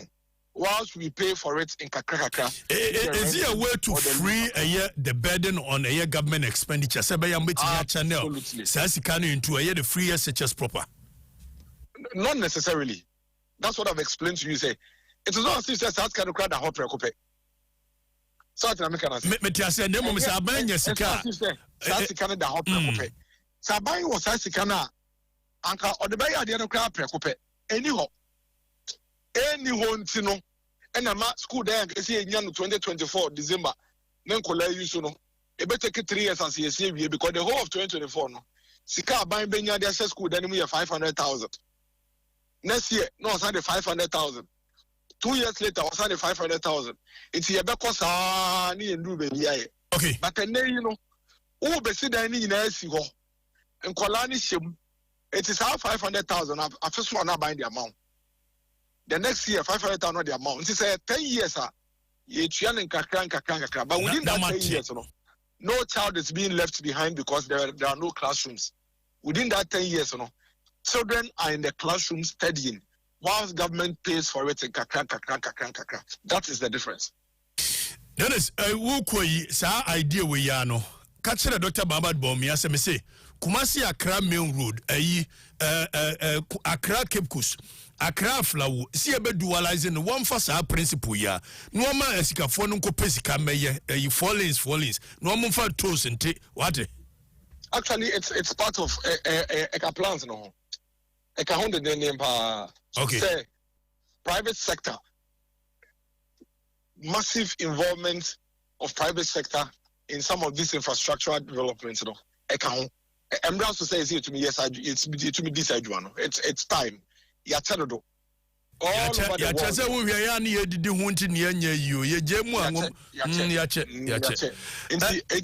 Some radio, we should be rest assured to say, Yebejemu, na Obiad and Wedim, na yetumi, Enya Sano me intentem, na yetumi the assessor of mine. Now, no yana breast do near new come extensively on a year, more projects in the idea. Why? And I said, Ukraine. Oh, it's a wada. We Pariado Banne, we are watching us and if Monday and I'm the number. What? I did say, one cancer, it's if was a one out service. Dennis with Azano Penobre. And I was with us in show. Dennis Miracle Bwadia Kasama for the man, Dr. Mamad Baumia, campaign team. No, now, Mamina Manosunamene, Deputy Communications Officer of the NDC in the person of Akugan, where you mean we in Pabonifunti or Remy Akugan Kwaba. Yeah, what to say? Yamia don't be diaboko. Now to Krona Janam Chia Janam Remy. Now, I say, one. Obe Juma, Memphis, na ye Juma was so about me some. Maza, and a mugwa do energy. Chile Mudia somewhere. You made us say, Namitia, Angela, for ne, Arafonia. Na Eja Boja Ababedru. And net 4 o'clock. And your running mates, Papa. Anya kopon edena cheye anyame eyaduma 2025 yebe swearing in as the first female vice president of the Republic of Ghana. Yeda medi officially ediama Ghana for so over here NDC abako say more. We have never repeated a friend is a running mate before. Abra Rawlings, about the first elections, on a car and a coy. Cancer and a car and a coy. The next one on a Professor Mills, so a coy. It was you know, Abra Yame a year Mills Adum, and ma obey president, obey flag bearer. The first one, Okoye, only Mumuni and a coy, I need you. And only Martinami Dukoye, I need you. And also, any John Dramani Mahama, a coy, and Yankopon, a two, in Super Eguswa, and Muvini. Yankopon to say, most of John Dramani Mahama, as no. Only, your papa, the Misata, and Eddie Kai, a coy. And also, no, Ovini, the next one, I need and yene Professor Nana Jino Pukwa Jemai so a coy. Inti Tamba Yedim Kugu Kran Nanka, the Empire Bo, and I said, not ye heard him say, na ye record in a bit pretty and I very pretty because my me, it must so or ye. Na Sena and my body so negana for a body and sweet. Ye Baba Sano, Sena Yen Sister, and now I said, Faith has made your friends and sister no air conana. Inti Ada is Excellency John Dramani Mahama and the neck for Shia your car said this elections no of a so repeat Professor Jinano Pukwa Jemano. Sabi sober who stay as a boy, and like I said, that record has been broken. The after me to me a repeat into when so the first time as a running mate, you know. Yeah, introduced no, or that's why the first person introduced twice as our running mate. Into no, a yebison Kokrana, and Yamia Daruma, Angel Sosa, Money, a corner cranny. Namadia Tun said, that program media, mobile show at the Amagana for Ashe. Na Sabi, and Yandy support a Kakra. The baby can so Adam was it. I was our soa. The Biayana most Yasania Yedi because this is going to be a great event as it's a Ghana for you now almost share Agentia, yes, I may Professor Denano Pufwaji my airbus. Na ye wo say maami mu de ne baba kona mo ye no amfa vote no ama said mbetimi awini e na best dynamics in this time around. Oh, say record that Excellency John Dramani Mahama ne Professor Jena Nopoku Ajuma SSP and the Mada. There will be a core opposition. Now the next 4 years, with me appreciating in vote. Appreciating in vote, parliamentary results also because of their efforts, you know. You to me up high our parliament. It being see what your friend is saying. Political dispensation. What I say? Your political dispensation, you see that. I didn't see that. So we are co-opposition in the next 4 years. The credibility has risen to that. What we lost with 44% on 2016. 2020, according to Electoral Commission, acquire 49%. Which our calculation, you say you cross 50%. And Nuntinama, you say this elections, you know, and near media a course, you know. And sign to cost to be but another day. Okay, you keep it for another day. However, for somebody to lose an election 2016 with 44%, now the next election, Waba 49%. That appreciation has never been recorded. And no engineer say when we see a repeat Professor Zenano Pukwa Jemaya, next year we gonna be so in the Eda Yemin Aye Kwakofa. Ejiye no ye kwakwa don ne ebesta se tambe ya ebesta say by 4 o'clock no as say obia atena say media for invited guests and there no obia atena say by 4:10 na edumedie no asate yeja wa mu akọ wa mu ye wa mu se nanu nkomo bi ekọ so ne ayi ato ho comment ope wo komiki ni ade create confusion bi between Joma ama ne maami ya mu kwa adoni ene no krepa ne sen ebi ensi krada been previous it is not easy So opening to say ahoy. Na obabe introduce running mate. Abro mu nyina kwa sorry akokoda ase aba. Na anofom aba. Obetina sia okase yekase asema wa kan die etwetwe aso obi a onti ase no be dwene adwene bone no so tsan so eti asema oka ye no aka se ade we die ankoyi nipa ebejima no esibone no peni ankasa tena ase afa pen esi paper so we no the apology aba ade anche so sabi imprediasa edi endio nanka yes sebio and his excellency John Dramani Mahama sabi imprediasa onye petty the caso be enye petty and I say also so and stammer any way to so and edi me no eka say empenifo a ya tonsa edi afro mu empenifo we nyina eka ho a omoba kwa me na ho ebeba wo bi no ene bibia enyi ho kwasi a ho ebeba exactly ayato a ho mu nyina beba me empenifo ebeba ne no omo je party ni still ho nyina akra no esan so aba beta ma me no echi ewo ne outdoor ye Ghana for na ya no mo keka nsem no awe ya mo se eni asem akoba ye be ma rift above say o kan 48 loss of power no was do not outshine your master na di na ye ti say watch them say bibia say any what dey aye dem ase na me fa ba ko so kan ho because of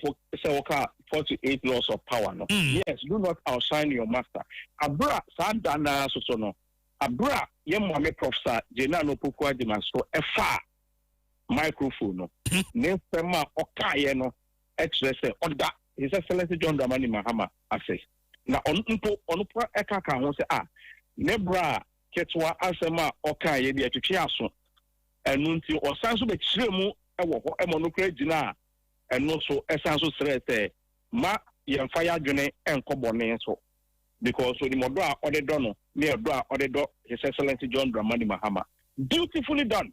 I'm not sure so a professor out there and for idea, irrespective of your age, you know, or your professor or for idea. Ain't no issue be anyhow. And professor Jenana Opoku has always made sure say that respect, that guidance, I had the leader no or the amano or your mame or your bad time or some sweet penini into a thing peninsula and next Emma Siga and for. Agoga ebedase on pay.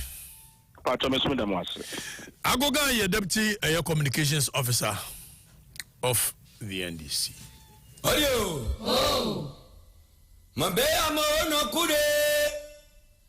Sura bibano kube fika odido.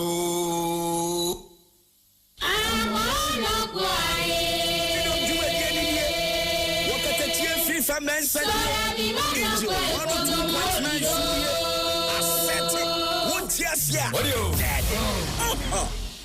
Audio. Oh. Surabi tokwa ngaba na demigo amaga de timagbalio. Audio. Oh. Surabi tokwa ngaba na demigo amaga de timagbalio. Kokpe sukulu be no vio na jema. No konku mara maga de tia. Bia kokpo ku sandela o. Sandela na tomba. Bia kokpo ku no via do jema. Jini goga. Okatakyie Afrifa Mensah. Bia kokpo ku no via do jema. Jini goga de kono. No ai toma da surabi. Surabi ku fofade la o sogbele chome. Nkuri da che surabi ku fofade la o sogbele chome. Nkuri da che kaka gba jigare jokore.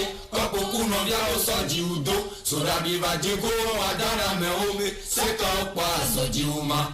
I'm reading messages on Facebook. Onanisia sobe sodo. Kopo wa soni kopo ne surabi. Eyan gomeno mugoto. Awono bla wa bi to ru blasikene. Jamkaka bla gogo adare. Surabi ameva mene.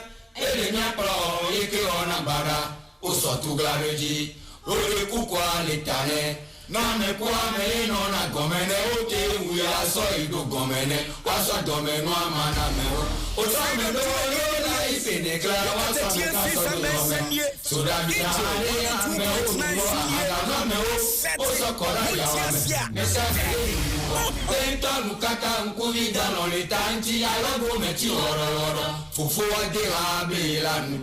Benu kaka la deko futu posun benu ide adugba chinu yaga mi gbode baba gbera to me loge o ipolo atepe ai e jo mele kwe faolo ye tokulo e nokulo e tokulo boy cho ya me ai seraga tuma inu apajo afamare bojile jesu mo inu apajo maria okuma yi wa banjo maria okuma yi wa banjo maria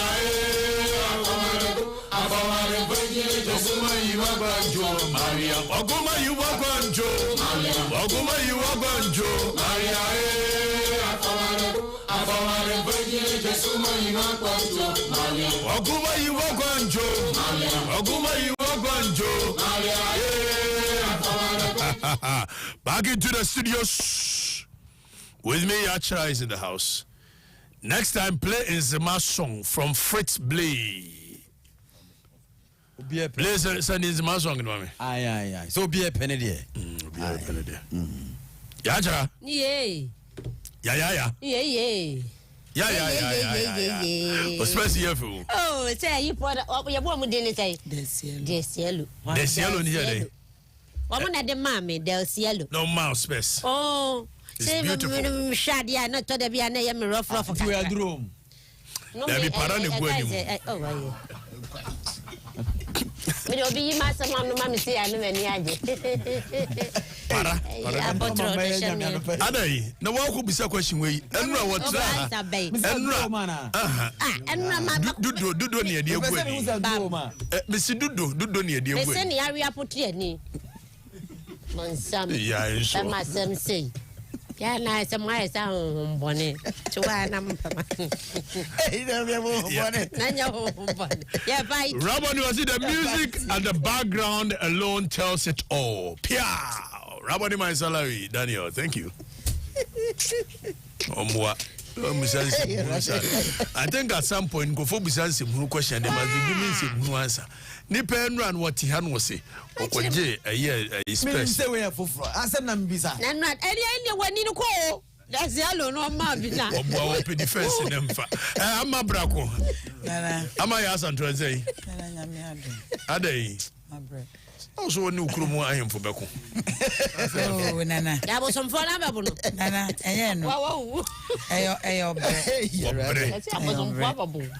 the bosom be any of it. Is it a groom in as a name message? One out to anyone's a new message, Papa. And cancer my wound him. And yes, and a person bears it, Papa. And a person day. I am one day. I am a day. I am one day. Also, voice message, and now what Troy, and now what I started. Now, one Timmy Frey, what just way. Was it wedding? What's it say, one Timmy Frey? You come here now. There was what to Galamse, one Timmy Frey. Says who? No, say, time I'm Americano.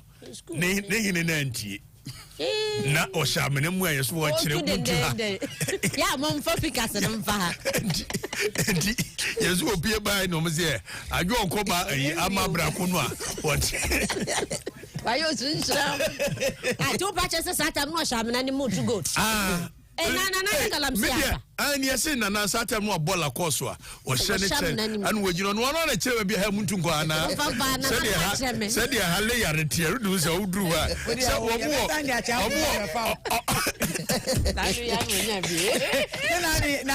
na ba uwie so ta be wo fro eno go ahwe se ho no so ko am si enya nwie yo so was so dia you too eno mo no be leak information oh yeah eno mo no be leak information am say Okatakyie wasem ne se wo munwie yo e ma no so na am say I say ball asu jan come for some ko shem e man be you no for gusu abeshi na amabra ko ohene no yese wo na aka ase wo tu galam na aka ye ne ye de ye ka bia bo na ta mo amabra ko kana na nhwe TV tina na ante Yes, and I shall la cost. Now, be some me want to say, and I say, and I watch come to them in some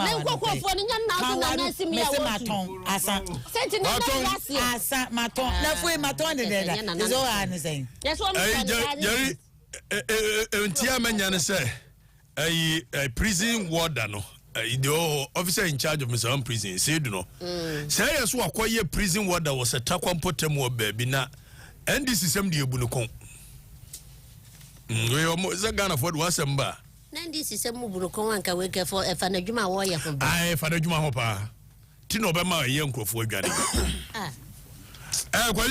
Why? Prison for Abaha. Obviously, on your day. What's some more? I was it? Manya some more.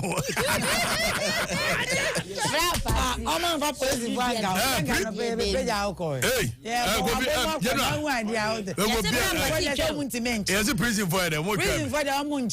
Come the post for can buy and get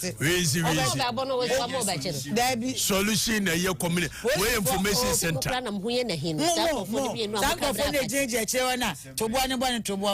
Sounds so can 32 questions here, even 20 crack. Armadura, what dear woman.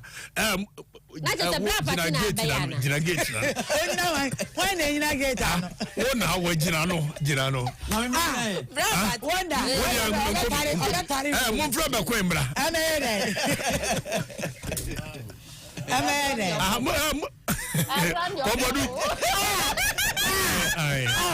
My boss is here. I'm a boyfriend. Debbie, I take them out. Take them. Munjawo. Yeah, plus I'm more thank you. Munjana, sir. Why? I'm Munko. Yeah, dear Simon. And the prison, where selection. It was a prison night day. I don't pay off my uncle. Okay,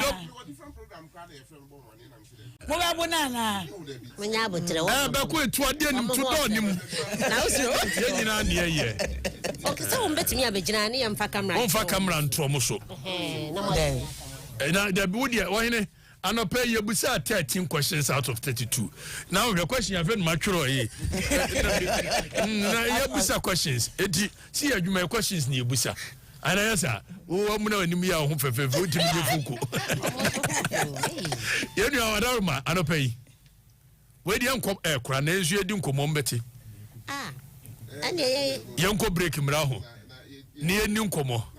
Yeah, Mama, I'm quoting your mamma. Many of them prisons is on the freedom to Okatakyie Afrifa Mensah Angel 102.9 Papa, it's true. It's true. National security apart from prison. Monday, I'm a born in Puma. If you are no back,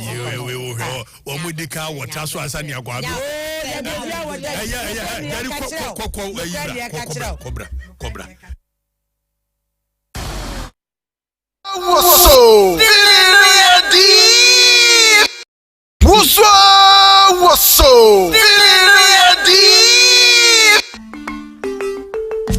Nana, nsu a amansa nyina ni di achi.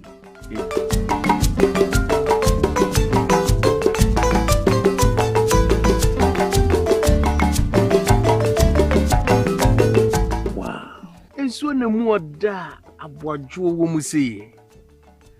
Memamfo, nsu eyenkwa. Na sa wopese wonya kwatenten a apomuden ewo mu a num nsuo.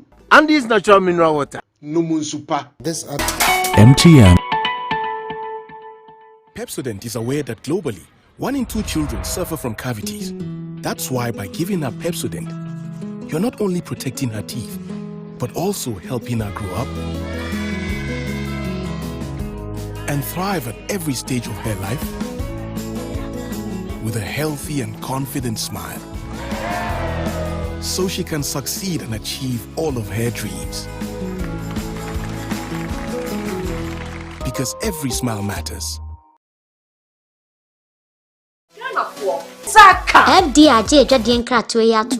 We all go paint some Savannah Bento. We all go paint some Savannah Bento. It's so special Savannah Bento. Assurance Savannah Bento. Value is Savannah Bento. Is available Savannah Bento. And nice and natural Savannah Bento. Affordable Savannah Bento. We all go paint some Savannah Bento. Savannah Sokoto Savannah paint. Now do paint to that one. In so more we more sanity. We go paint some Savannah Bento. Savannah we go paint some Savannah Bento. We all go paint some Savannah Bento. Savannah Paint from Azar Group since 1921. We all go paint some.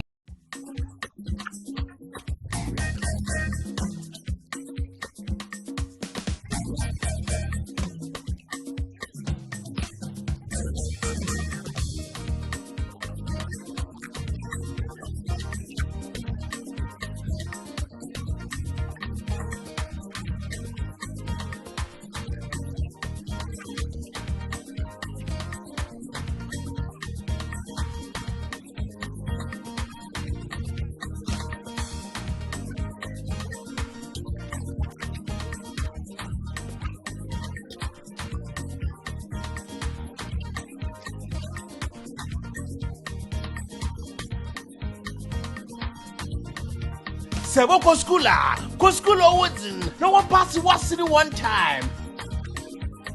Perseverance leads to success.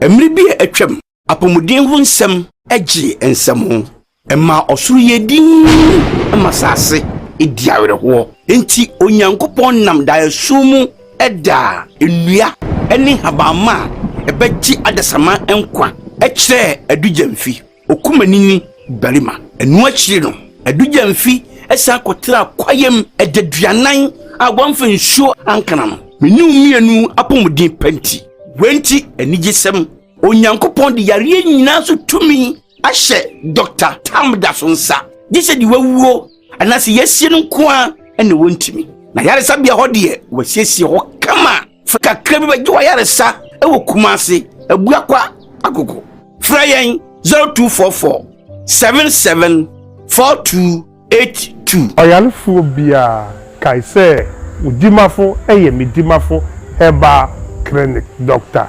Tamda.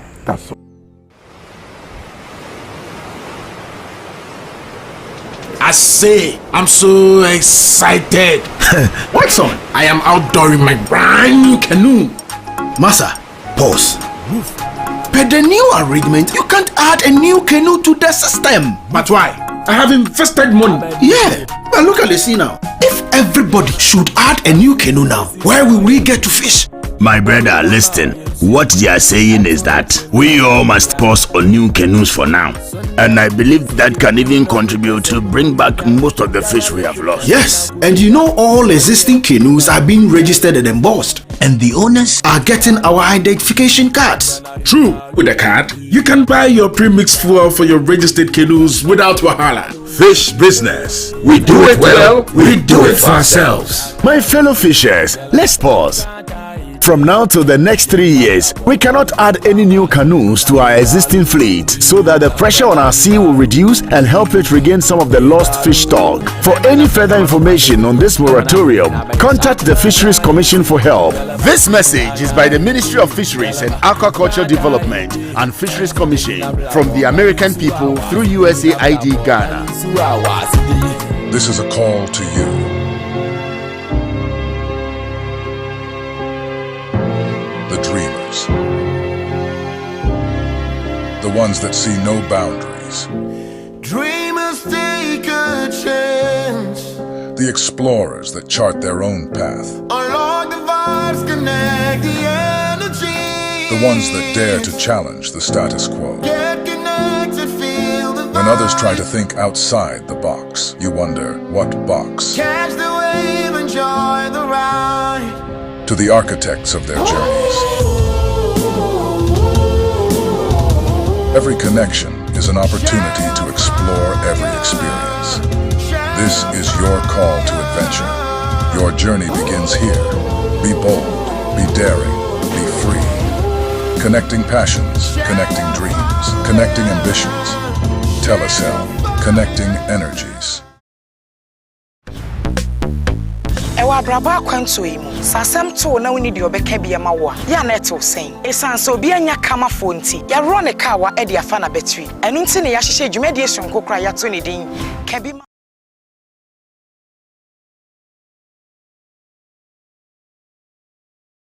Tiwaj me party waj man so ya de. Ya party ya sen enu so ya de be. Ya party. Mini bre. Me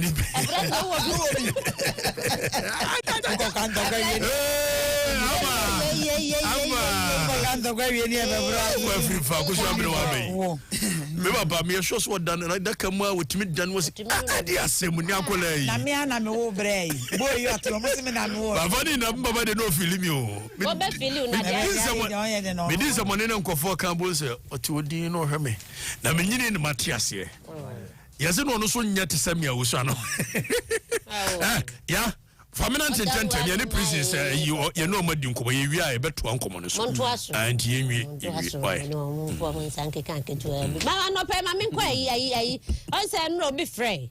Ya no all complaining ko for dua ye say agric extension.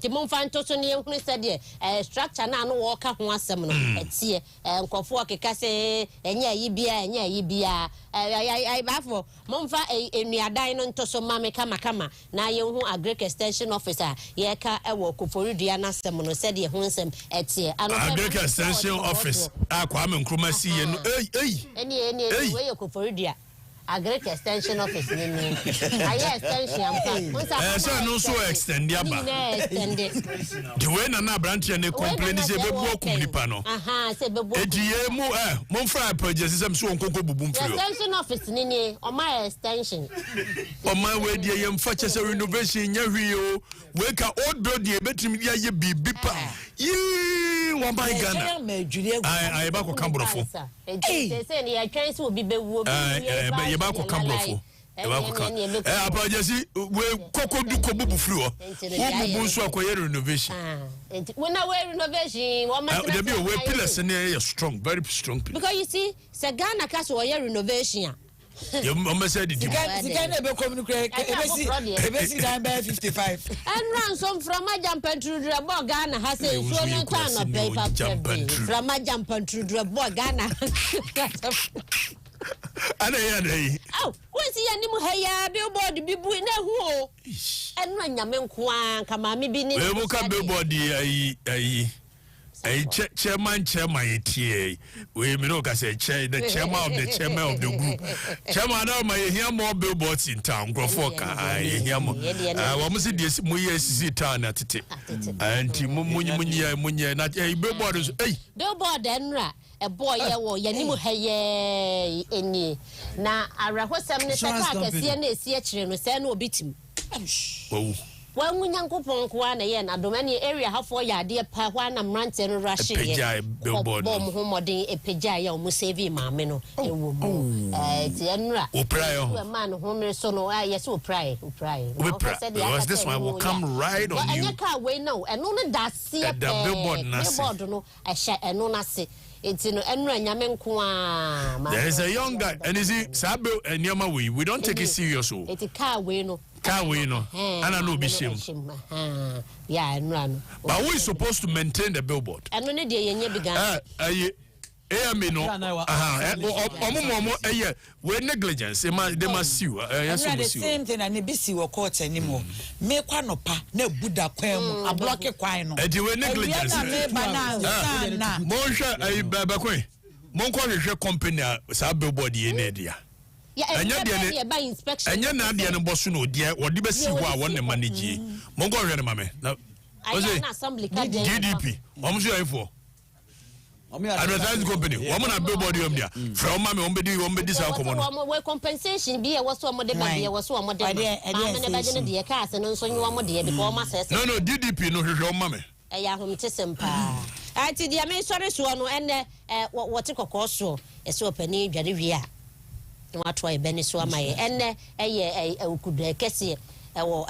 asante mantem na minimse na na wankasa no wo ya we na na etnase na wotnase so yesi ahoho ewo eye asante mantem nyina ne wo de ani die ekoma otumfo tikokoso eti enne nyasam ketwa kra asante hene nyasam ketwa ewo kumase eti dwabo kese pa chenchirenchi na ekoso a eti yema nana tirinkwa nyankopon enkoso a no wo ma no kwatenten na ontnase ma Ghana nti ahoho nyina eko enchia do so for ni na picture bi omu yusi na me fese yewura mahama ne na nadu de no yese no waje afutu afiri mahama wo se wo de last day say mahama so me de nka kwa 4 years wo se ne me mo 5 on 5 for the ba do bizan ko for dwen say e boapa yo no e boapa yo mo ba kai a 11 sensem ne bae no 11 time do it Gabi wachoda ko president mama hoko di nkomo bi. Mo be kai. MNDC for you to bufu ye no. Mesi mo de do so be kan wase mo. Ya ne de. No mo be so be na ko no. So do get to be oh Allah him. Abige. Enko mo ko so. We ya ko ma ko so ne say wa do fi ho na yasin kan mani run so Allah him to. President mama yes Allah him. Aso ni say president mama na dan fu pan Gabi wachoda.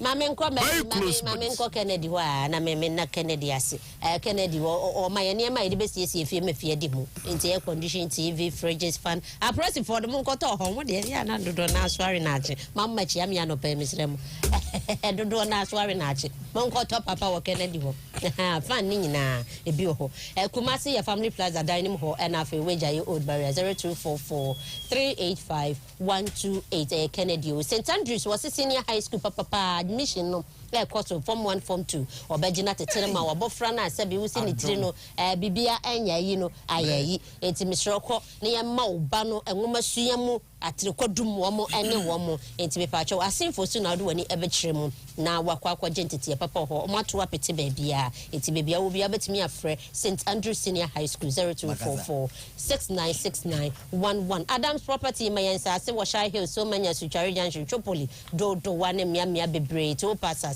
apresifu sojafu asuafo ma mudi dwane nyina mo menko pensase e wo Adams Property do wa Police Junction no wo 0247 434 341 ana obefre no e wo so former trust was open otonro eyenro ho adwuma ne ye no trust wo de abai malaria duro afi baby vi drop no so no enkwada de ma wo ho de kama Nurodo gel no hot and ice or baby abu baby ya trazo 400 tablets in suspension sunsundu bioglobin syrup and capsules no so a boy mo jedro wa wotina e jaho cha wotina wiemu cha 0561 088666 no wafre na bibia de din amma nana yo paya do da NDC mabunu no ano e wo fia ha ye ba be di nkomo amabrako nana ama ose na dia na wo me oh na nre nsuo ye to ya de dan kira ye ka ho asem enra me court dan ba ku nso emu dwiri guye ose court dan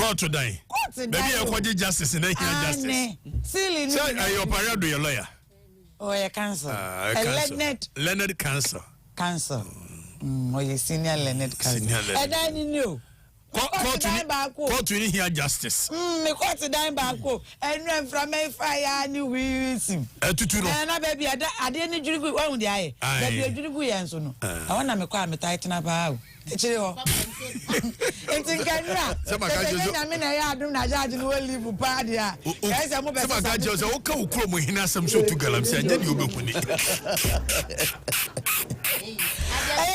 egiriguza nana baby ayet say litigants nana serious o serious we dey ko mamu instant justice say we be am na enye dan ya obeka say are na achi ebdan mono enye dan mono sa but silly na ya bonche say eye nwanwa hwe this side na enwiri we say next you kama ya money o ache tete dan o ye tete dan na kwan na fa so dwuri ye no na hu nyame ne ye dan ase pa se na light si so enti nka ba bi adwuri gu ye ne de e ho so ne ye de abronya ko ye no abronya DC I ne de ne ko ye na mo de abronya ko ye ba bi adwuri gu yi court 8 enti nka ne osiwa na adwuri gu na pampem high court na Where circuit court? Circuit court. Circuit court 8. By Enra, opinion no ye, yes, so property. Na mo di asem. They be charged in the leave. And make it. And yes, so cool leave. Na yes idea. Court guarantee asem pa. Busiest quarter. Na na de bia be kone why ma. Obema. De bia be kone why. Na judge could leave. Judge could leave. It's your suspended cases. Ti the court other court. Near my dates keke wo. And say nrem from kakra ye fa yi. Awai from the Nanya Kakra and Kanasa. And this is a way friend jump on through. Let our billboard say to 2 years. Court, yeah, court, Nankasa Ministries Police Station, one Casacra, a quite a back, a quite and for hope. And say win so a CN. Now, wait, Wadaroma, in so break on us, Mamma, happy birthday, and Mammy Sofo, Reverend Darlington, Yamwa. Reverend Darlington Yamwa, OPC, Christ Congregation. That's right. Christ Congregation, Dakuma Presby, and Raya for me, Coho, Ecobonco, Mocacra. Reverend Obo for breasted a year coat. No question be Obian Candy and once a man no be a shiny. Reverend, medium Zaja. A premas me near Gamma Mointy. Ah, for a guy, Papa, happy birthday. Happy birthday, Reverend. Therefore, I'm into my day. My monitor, I'm called Mammy found. Therefore, my found quite just so. I just look at all. It's a by election, but I'm not going to tell you. Now, you're going to Benjamin. You're piety. You're piety. You're going to be. By election is up. I had to send one in a phone call. Oh, sir. Now, my dad. Oh, I see. I'm so monk. You'll be son. Okay. You'll be son. Pablo. You. You're less your child, Pablo. Or bioless. Or psychophobia test from 1 p.m. into more channel. Okay, my man, quite just a school. You're the agent point. So, and this and this you cool. I me more. Oh, I go with you. What pen this you? What you call? My man, quite just so. As I brought him, you learn Huawei. By election, Basuena, Rose Minister Kohonano. Lord James, Unim. Now to about my independent candidate to be a mutiate. More crime phone in Abeka. I will be a no. Me a Rose Minister, hey, minimum independent candidate, a minimum of your party, PMD, minimum NPP candidate. Aye, do the Moko to about the Moko to my you quantum chrono. As an Subachi. Ancasa. I ain't no. Aye, more.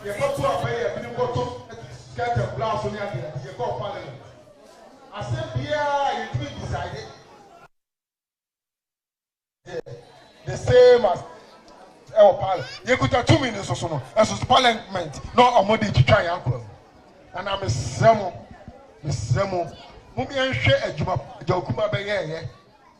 Now, more this year. Lawyer Pabna Boatin, parts there, you know, say Fanimrano. No better, who must have a dream, fear no.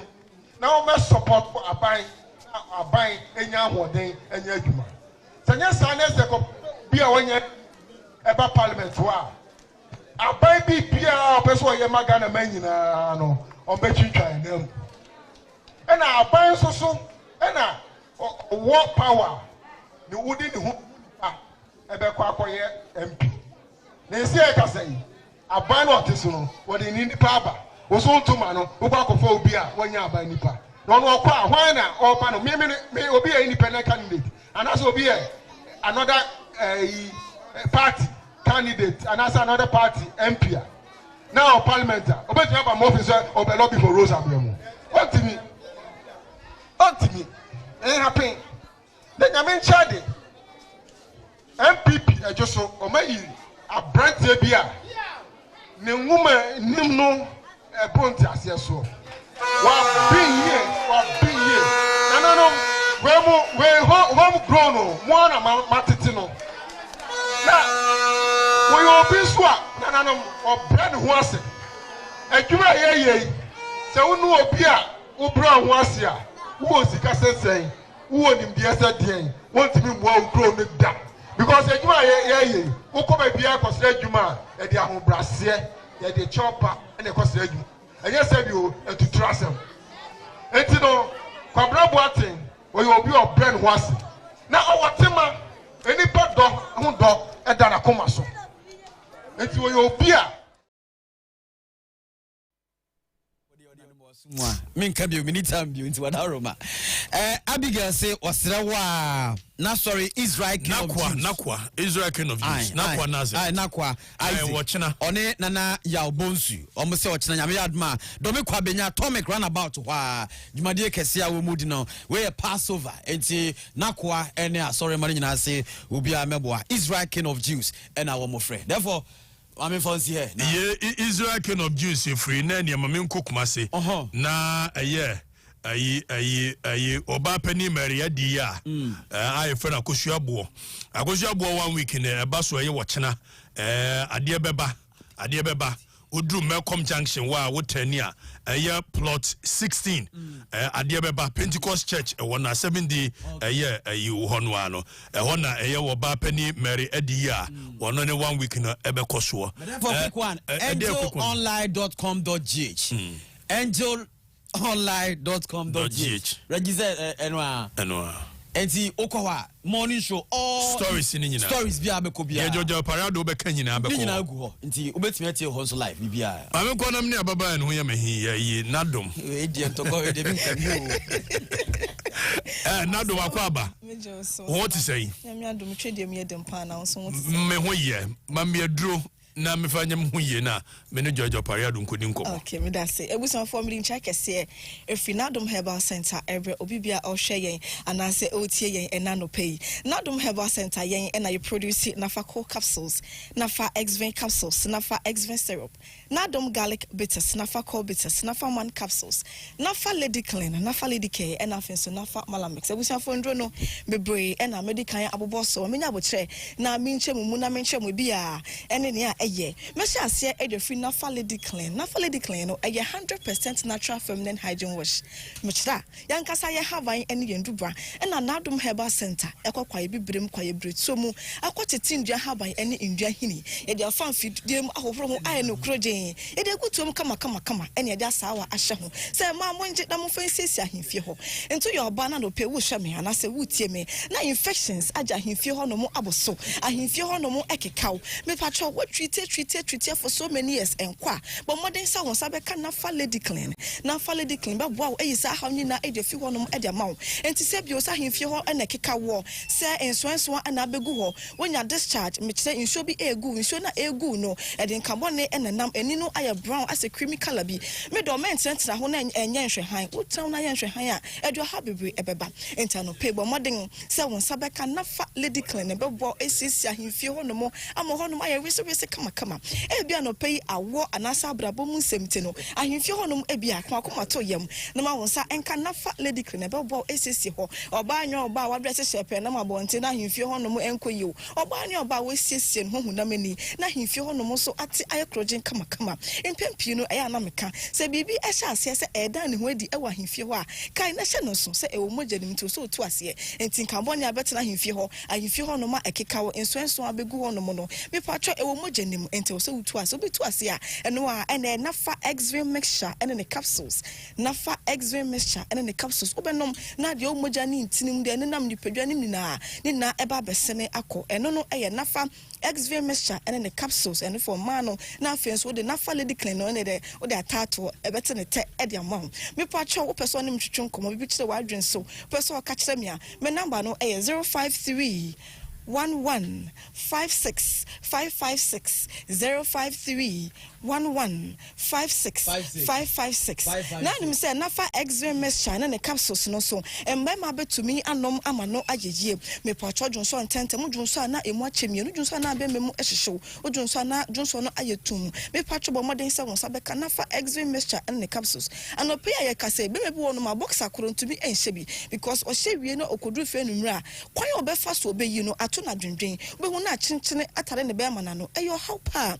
men sentina ho bo modern say won sa ebeka nafa X-Vein mixture ene ne capsules ebeboa esisi ojun so twa no ebeyi sa ha nyina e de fi ho no mo edemo onya UTI na say STI na so sentina ho eba kwasho rubber me patcho enye nhwe han bo modern say won sa beka nafa X-Vein mixture ene ne capsules ebeboa eyisa ha nyina e de fi ho no mo edemo me sanso esi number no so biom 053 1156 Yendre pharmacy shops and herbal shops I work from her baby okwa benye bi ato 053 1156 Nadom Herbal Center yes Yundu papa e work from Nadom medase enu papa de ebi okrom na no Nadom Herbal Center na abenya no 1 2 3 I think Mupe NDC arise for Ghana, Mamma Kenya Bado.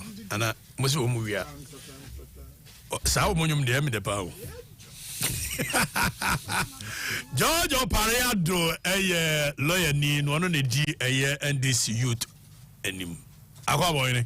Yeah, Okatakyie, not to say. Oh, yeah, that's all day. I say NDC MPP somewhere. Me MPP need to remember. I said I'm a local. Jojo Bayado, and they be doing come. You to know what say?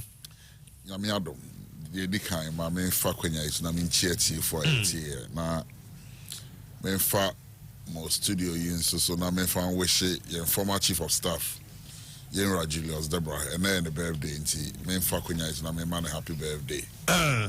And my former regional youth organizer for Upper West, carried on a national team coordinator, a national town coordinator, Nicodemus, and then so you're not on the birthday.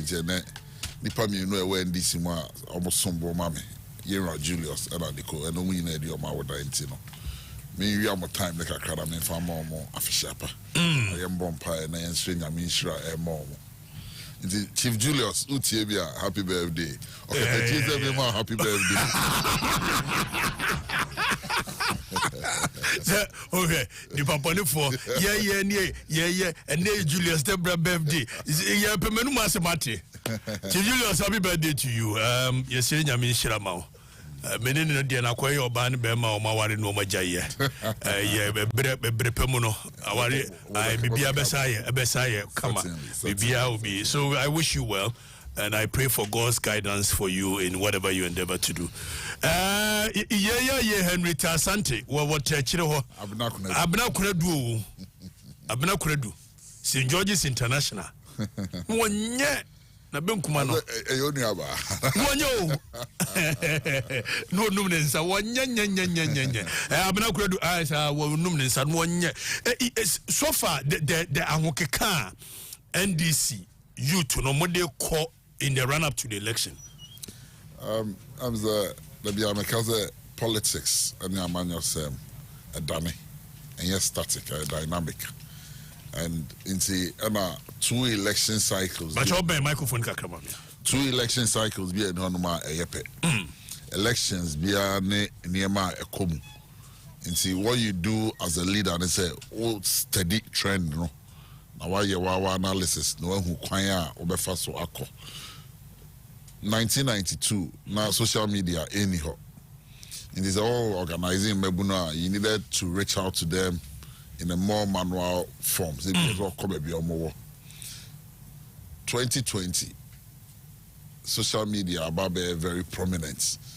COVID, body politics. COVID assigned by Intinafi, even face-to-face interactions was a challenge. So you need innovative ways of reaching out to Nipana as well message. And so we have prepared an army.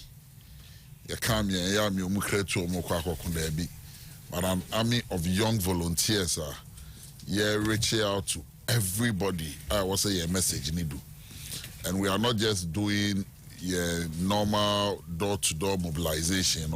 So we have a team that's from the grounds team. The grounds team. Grounds team that you man say there was street campaign team. Be home placards. Wave no. Placards. Almost sell out message. Grounds team knock on doors. And then we also have campus caravan. Now Murera campus. I want to schools where you can find a lot of young people between the ages of 18 and 35 tertiary institutions. Right. And another group from TAN, traders and artisans. Coordinator and birthday Nicholas, like Nicodemus. almost identify traders, artisans, maybe apprentices, didra hawkers, so that our message can get to them. And your social media army, no, because them hey. Your first source of information is social media. And so we also have a social media team. No pay crime network I say, run a capacity building to equip them with the requisite skills on which we are disseminating information here. And so if you ask me, are we ready? The youth wing I lead is ready. Apart from that, we don't work in isolation. The bigger party in the year, Juma. Meaning say national organizer, I mean any team in so I crowd almost to name a year, there's some ye be our more. Meaning say me general secretary who also doubles as more or less campaign coordinator per constitution and so I crowd. She says in our area, me no can say a running mate and say in me pa His Excellency John Dramani Mama 5 p.m. ebe outdoor Prof J Nano Pukwajima UPS auditorium Kofi Kunedu auditorium honomo where you naturally say we on an echo. Our flag bearer is ready, our running mate is ready. 276 constituencies. 275 members of parliament parliamentary candidates and so every department is ready. Even just yesterday, you share in parliamentary candidates in on how to carry themselves, how to prepare for the elections, how to go about this limited registration exercise. Maybe BRS as parliamentary candidates. So we've given them start training, And His Excellency John Mahama so born in terms of resourcing the base of the party. You know what I say? Not too long ago, he made some donations of motorbikes to the youth winger. Who saw a dispute. And then I know the t-shirts and so about we are doing everything to ready the party for the task ahead in terms of capacity building, in terms of resources, in terms of getting the human manpower. You be here, I be deployed on election day, and we are looking at deploying not less than 400,000 people to work for the NDC. Georgia Parade year 2020, a and a different approach here. What a year vote now looking at a bit me a catch here. We are looking at winning the elections in TIA and projections. And so we know what number of votes are, minimum number of votes are winning. And so we are working towards that. And in doing so, we are leaving no stone unturned. You're making sure that everybody that matters, from the media people, from the people in the classroom, from the fisher folks, from the farmer, from the disabled, everybody or matter on the 7th of December, the Ebewo voter register, we will make sure our message of hope will get to that person. Now, when you informed decision in deciding who should lead this country into the next chapter. Yeah, personality Georgia Payadu will be now. Your voice will be commanding the name who ye now. You can say, "Who afe wujina what now will command you to say." What's a brand champion and Kasabia Wakai near the end? You meet him be boot for boot. Did I hear you say that? Mankaze will meet him boot for boot. You have a kind of say, my year, Timmy, Sabia Dembrana Ejuma. John Mama know your my penny and no dim cuckoo and no handy over. One can saw your my penny into one for 2 minutes. Inti say, and Yamia wants to add them now while by ma. Sagana this year a cocoa to abano. No more decide, they say, Yampe wa buy any beam. Now buying winning a par. Will be any who kinds of a say or handy over. See, a foot to them demand say, or you quite winning. Brian Madame for pa. Tinamijani feature. And the name I met here. On tuneful on cancer and says Akasado, and Fanco Jasso. Brian, I mean tuneful on tuneful. I don't mean Jirankas on hand you over. Only why Nana de Audia, and I Brian again and is in your parado. Into non tuneful on cancer and says Sadan you do on no man. That's why a Bema on Tinsia Bontinongas on hand over. Yen Twaba New declare results, said John Mame winning. I feel you're a Bema. You dead him? Of course, yes. You dead, my Of course, yes. Not a Brian or Hey, Master. When any party say me, but I'm sure say Mugi and Ma attribute to Ayawaso to a brand champion. He's capable of so many things. And I make sure say, Sabio Kwasiawo we interne trasum prino. And na dia toye wa Ayawaso West Wugon near man saying CBM Morgana. And because every election cycle is different. Yeah, we thought we were dealing with Democrats. But after Ayawaso and after 2020, your course with the Chiman South, Sabi, you thought you were dealing with Democrats? Of course, yes. Akufo-Addo paraded himself as a Democrat. He was the one person the serial demonstrator. Demonstrations fighting for the rights of other people. And a scam. Not president here. Scam. Of course, yes. But believing in tenets of democracy. Akufo-Addo has proven beyond reasonable doubt on democracy. He's more or less a dictator. Every action he's taking, if you begin to pack your courts, there is a book written by How to Destroy Them. I'll look for the title, How to Destroy Democracy, more or less. You first pack your courts. Once the courts are packed, then you start by making sure that other state institutions are holding and accountable. No? You weaken them, and then you destroy your education system. Take it from me. Our own National Security Coordinator, Honorable Albert Kandapa, 2 years ago, had time to caution the courts, 9090, now don't do, because the credibility of the courts are gone. Every research that the credibility of the courts is gone. It's gone. I am in America. Court you need credibility. And I'm in America. There are reports to suggest that every report that has come out from this, say, CSO, he reports they've all come out to tell us people don't believe in our courts. Do a survey. Just go into the streets and do a survey. Meet 10 Ghanaians. That means I'm more confident in courts. But we are lawyer. And I'm telling you that is the reality. Obama Chambers now the case be back. Now you're only MPP, ni high profile MPP ni bia. I'll tell you go and settle because you may not get your day in courts. Hey. You may not get your day, but let me give you a clear example. Your birth certificate, which is your first document, everywhere in this world, birth certificates, your mother document, a dear dance of your citizenship. It states who your father is, and our laws are such that if one parent is Ghanaian, now Okatakyie, say parent can say Ghana by birth, but automatically Ghana on your birth certificate no papa din ho o ma me din ho baby ofi birth certificate no and your primary document or the access passport. Birth certificate na your primary document or the Ghana card. Those are your primary documents. But the court says that the birth certificate cannot be a proof of your citizenship.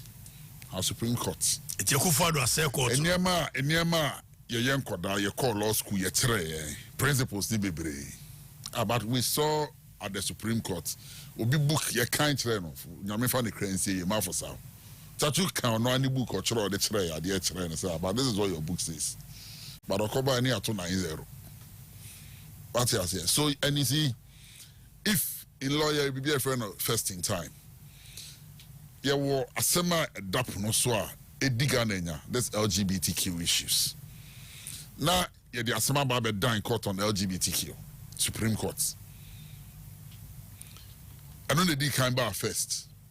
No BDA ba etri EFA Parliament approval of ministers. Now court now in panel judges so mumbra metie approval of ministers. Now LGBTQ then our president say our court in tion sign no. And the whole nation is waiting on. Yeah, panel ye ni meda ye free case no. Now you afraid dia a wait no dia ba late ni momo and mo me afraid no. The assembly. Youth court is the court itself needs to do more to win itself of our reputation now. And after the announced episode now about I can see a lot of shadows on the courts. So they had every opportunity to come back clean our reputation. But unfortunately, if the National Security Minister ono any information on ya baby akanda party me nti hobby information on ya no parado me nya bi sir in his national security report to the nation catch records and say, mo 9090 na dos do nti mo hwe ni yi a esa e ma confidence e kofe mo mu a it speaks volumes a statement that mo drew is pregnant.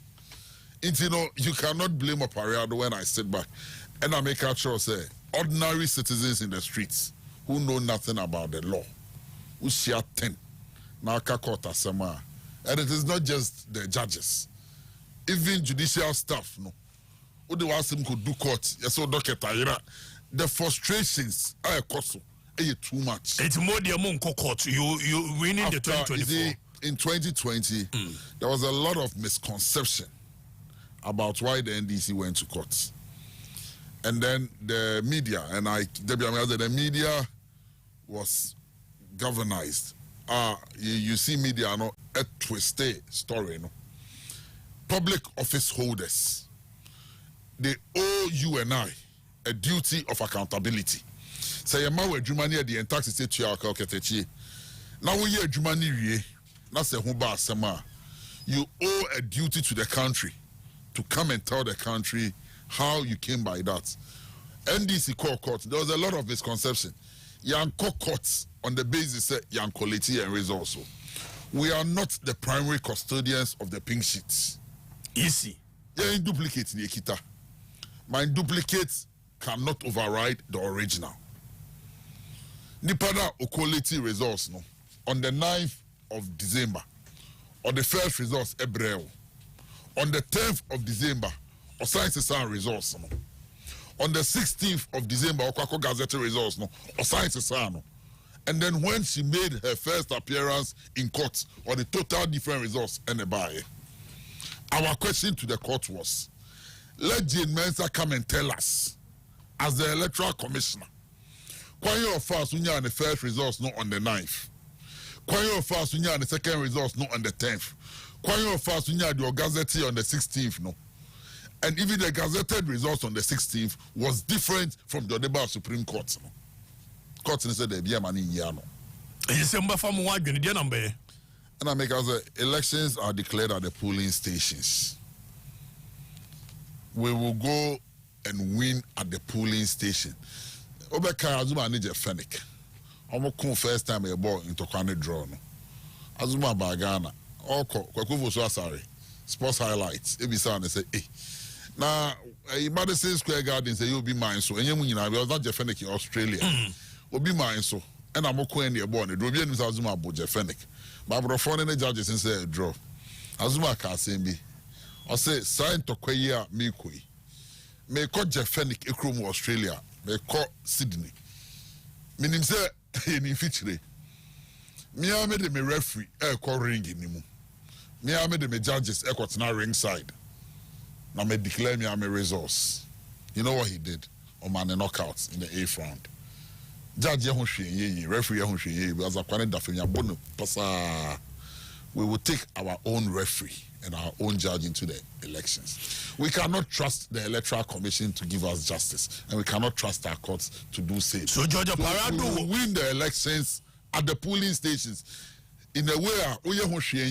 And you see, say from maybe a bo when there is a tide. Now we try to be Gina from Ananoa a farm.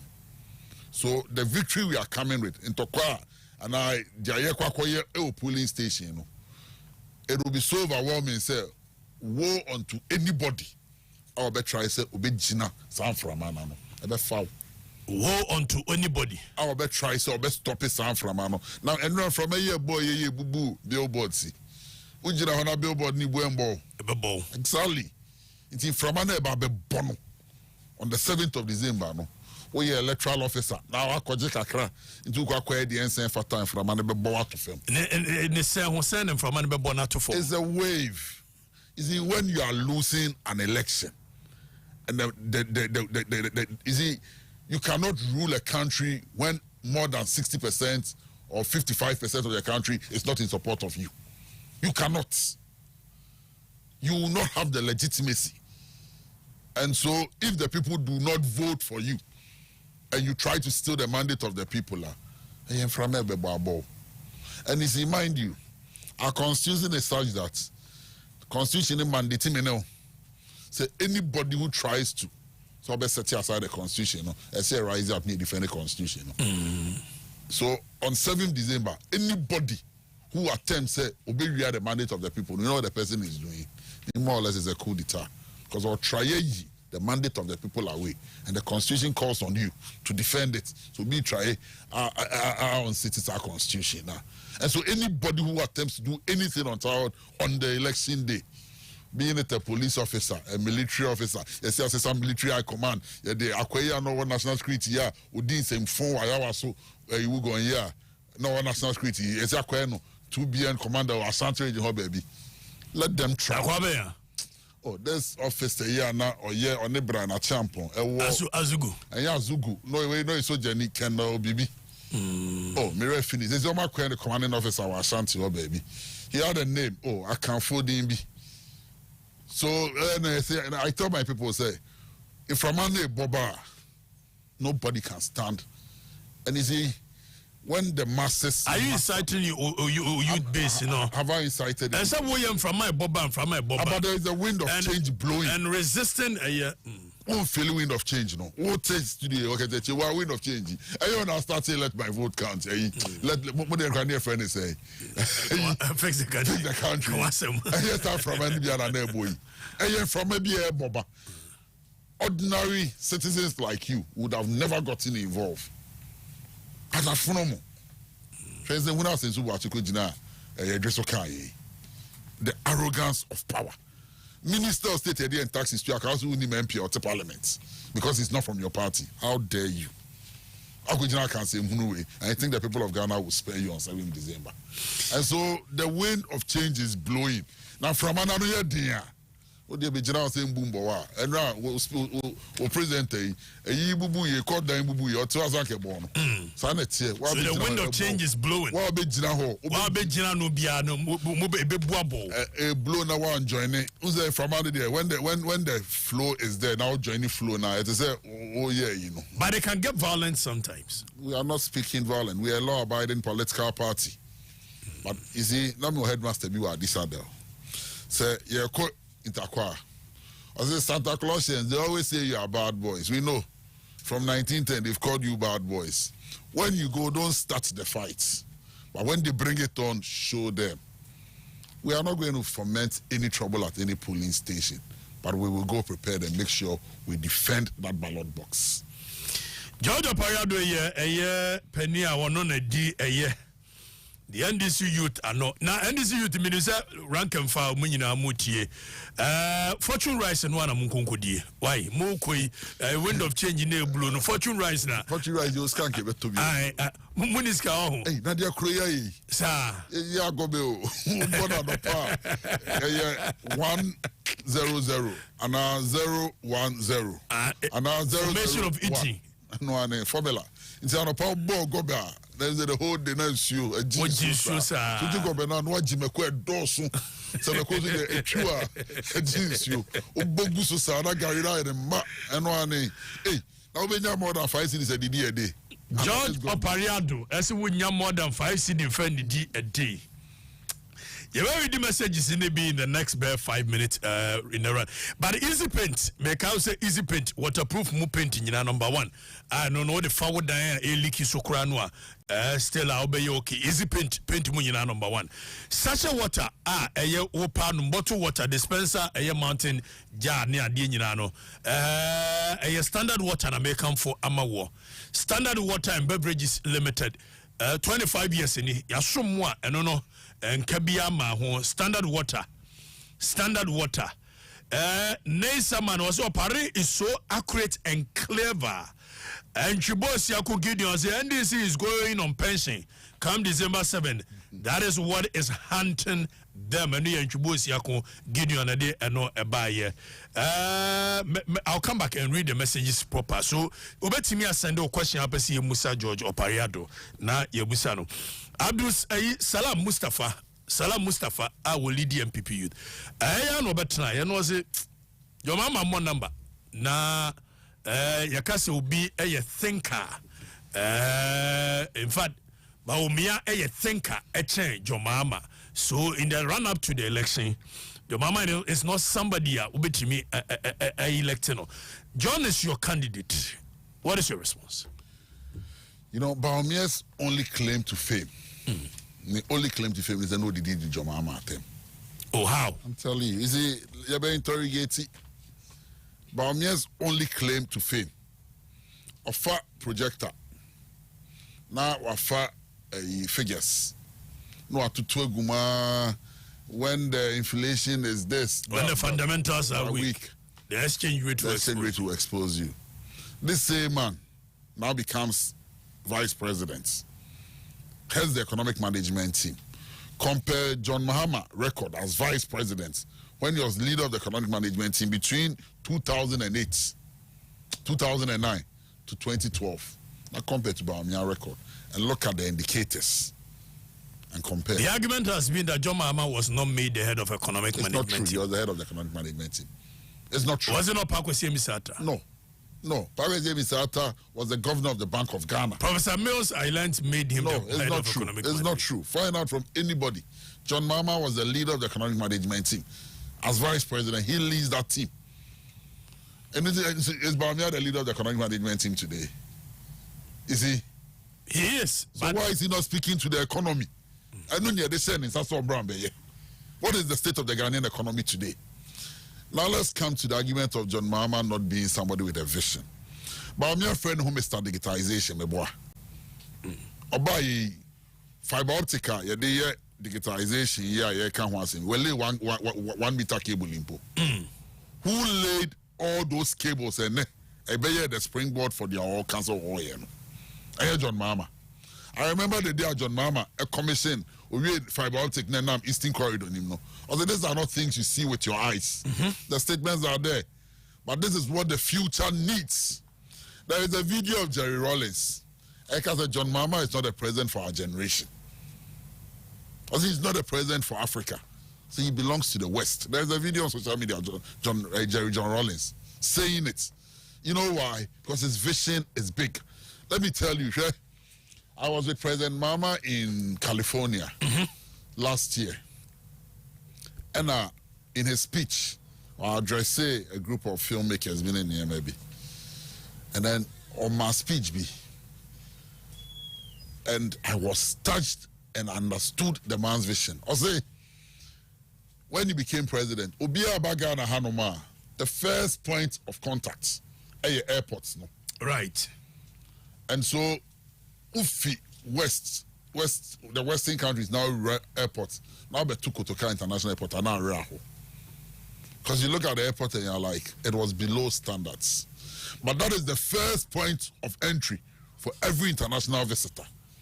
So as president, one of his visions was that he would transform the airport. Because the first impression he gets about your country is the airport he sees.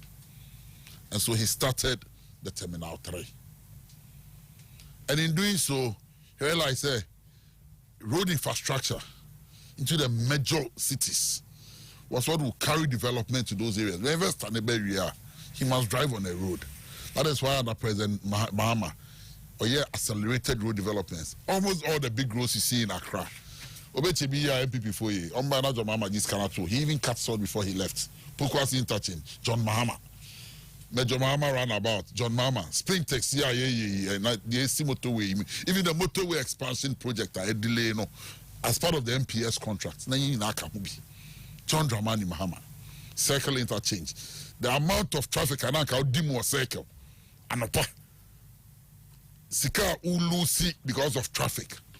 John Mahama eased the traffic situation just in Accra. Asante for them, we are paying John and we deeper. When he decided to build KJTia, Osi Kwadaso, Osi Atonsu, Osi Swami, he built 6 different markets in 4 years in Ashanti region. For Ashanti region, the garden city of Ghana. That's true. Rotary Park, John Mahama Roma, and a innovative Rotary Park. And then let's now come and look at health infrastructure. Yeah, you can't, Yeah, bro, Meshe, Ayaresabia infrastructure. John Mahama time. Nipana no vision no. Nipana is no vision no. We decided say obe renovate and obe upgrade Rage Hospital. When Mubuno, the all vision, you know, La General Hospital, Akubu Gu famous to yin twin C block. The only vision, you know, when Bubu know, Udim do yeah. Usifa. So the hospital was still working because it has healthcare. The process, so where Bubu no. Nyasabe in the home. Where Bubu La General Hospital, 5 years down the line, 1 year shame found. The don't know vision, no. Look at what he gave us. Look at the hospital there. Look at the University of Ghana Hospital. Look at the bank hospital in cantonments. The panel only vision. Come to talk about education. Oko Polytechnic meanwhile, they are more practical than any degree. Because they do more practical things. Not say, hey, Sagana best sana, you better into my pay free. But they be innovation. But me innovation, let me convert polytechnics into technical universities. Now you upgrade your certification, so that Nippon Poly now, when your certification, and because they come with more experience than any degree, will be a mechanical engineering or poly, no be a mechanical engineering or tech. Difference, because back practical experience. But they make sure your core tech, more money because you create a degree. Not poly in your man because you create any, your man less. What did he do? He converted all our polytechnics to technical universities. And then he just didn't do it too. Of Frankfurt figure that them call Germany. It could see how they've done polytechnic education because Germany is the most advanced country in the West in terms of Europe.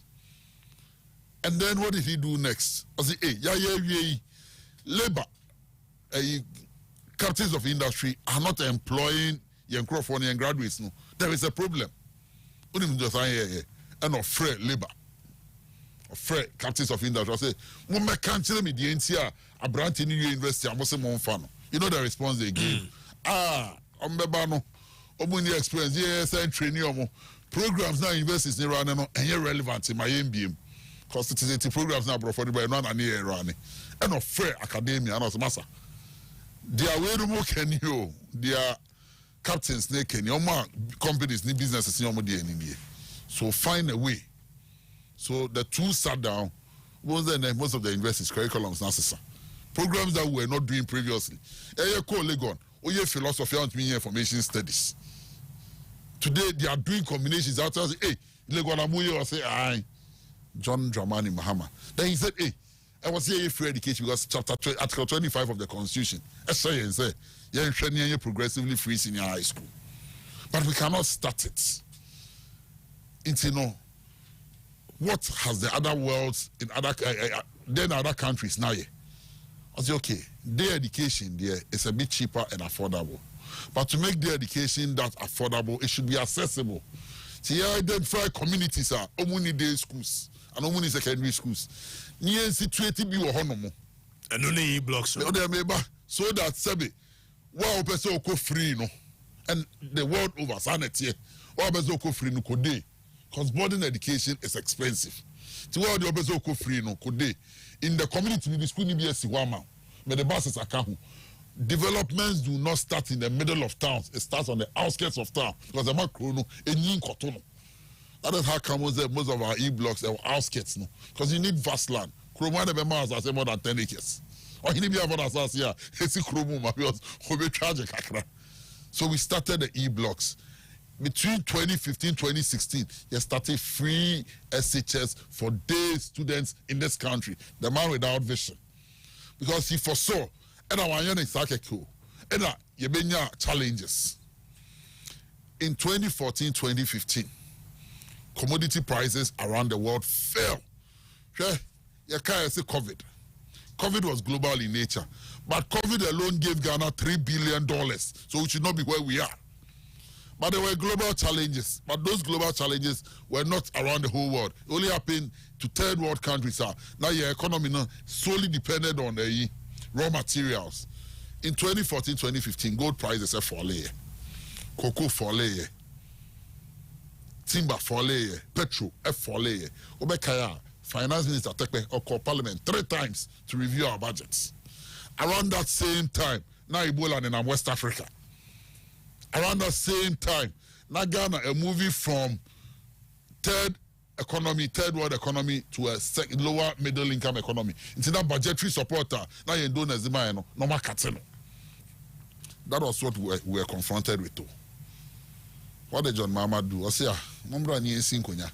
Say me nyansa ni ba ku 40. And a senti consensus. Senti consensus no. Say na ye mu ye wo dia. What you neba. O say nyansa ni ba ku 40. So Mumbra ni na ye sinkonya. Ye kwa IMF no. Ye ndi 3 months o. Ye kwa IMF 1 month and IMF approve it because we had our homegrown solutions presented before the IMF. Dynamics any different. There are no difference. Say COVID na Russia Ukraine in Swabana. We are abai no na will grow for sure. The country was growing by high Ukraine. What's it? High Ukraine. They be high Ghana. But our economy is C-. Ukraine's economy is not C-. They took over an economy that was B positive. In 2016, in the last State of the Nation address of President Mahama, I'll say in 2017, the Ghanaian economy will grow by a certain projection. It didn't happen because of his lay-down policies. Unim say economic policy be non-more taking effect, and I'll be so within 1 year. But the best time the MPP, best economy MPP was in 2017. Mahama no innovation, all kono, not the 2 additional oil wells, akawamaye, not the 10 field nakawamaye, and all day you can be saying. Sankofa Akahuamaye. President Kufuor and Golden Jubilee. Mahama the 2 Ebeka. And you know what? Doom so and I could father about Sankofa Bano. And only problem I owe Doom so. A wisdom problem. Nyansa. That is all we have. The problem we have with Doom so. A wisdom problem. And I'll tell you why. Nyansa na Kufuor lucky into your problem near one. Hey, I know Nyansa. Ade. Nyansa no money. If they had it, if they had wisdom. If they had wisdom, Okatakyie, we would not be where we are. And I'll tell you why. I know Nyansa and Nkrofo they lack wisdom. Nyansa they solve it so. And I'll tell you why. Successive governments from 1957 after Nkrumah had not added anything significant to our national grid. After Akosombo, Bui was on the drawing board from 1957. Rollins and the T1, Ebre, Otakra, the Aboaze. So Rollins had the first terminal plant. All governments didn't do anything in the energy sector because Buzia Krabeka said electricity could not travel beyond Kumasi. But Buzia, to be fair, was only about 2 years. And he told us electricity could not travel beyond Kumasi. Rollins had our money in the PNDC and I'm doing rural electrification. At the time, NDC are buying Echo. Yeja Amakufo. Now rural electrification was about 62%. Yeah, about 62%. Kufoba, we only yes, you can check the figures are there. Check the figures, man. Kufoba, or the Ekobe 68 to 69, and at times you may do 87. I Kufado number you do 91 in poets. So I say, but capacities had increased. Skyscrapers, big buildings. So our demand for electricity had gone up. President Mama inherited problem successive governments. But what did he do as a leader? He said, I am your president. I am not going to blame anybody. I accept full responsibility, but I will fix them so. On my car power. On my American court. Well, these not ad hoc solutions to a major problem. And American now done T1 or Kumasi no. So how was it ad hoc? After 5 years, the plan becomes ours. How was that ad hoc? Car power, and that's what you see on more. After 8 years, car power, and that's what you see on more. On my bridge power, on my Senate. President Mama gave us enough generating capacity. And mind you, hydro is no longer an option because of the weather. Because of you Subai, you two galamse, you was all bomo galamse. So there are all these things, but Mama solved them so. Or solved them so, he gave us increased capacity. On bounds or excess capacity. And then he said, sir, yeah, solve your problem. Because I can't hold it. So let's bring what we call the Energy Sector Recovery Levy, ESLA. And I call for ESLA, ESLA was supposed to have lasted for 5 years. ESLA was supposed to have paid off all our debts in the energy sector. Omo mo vision no munim nya some your competence no omo nim don be and on the ESLA ko bo bosia till 2035 and on my GC no and on di. So they don't have revenue to buy crude, they don't have revenue to buy gas, but the West Africa gas pipeline ka, but the your friend is saying Ghana gas ka, but the GNPC ka. Odiviarika, and you know the sad aspect. Other plants are. And like in terms of production, you know, they don't get much out of it. But because of politics and because of the appointees, you know, they are still keeping those plants working and they have more gas. When they can put gas in other areas, and what's the wisdom? A wisdom problem, a nyansa problem. George. You don't even see no. Or you waiting now?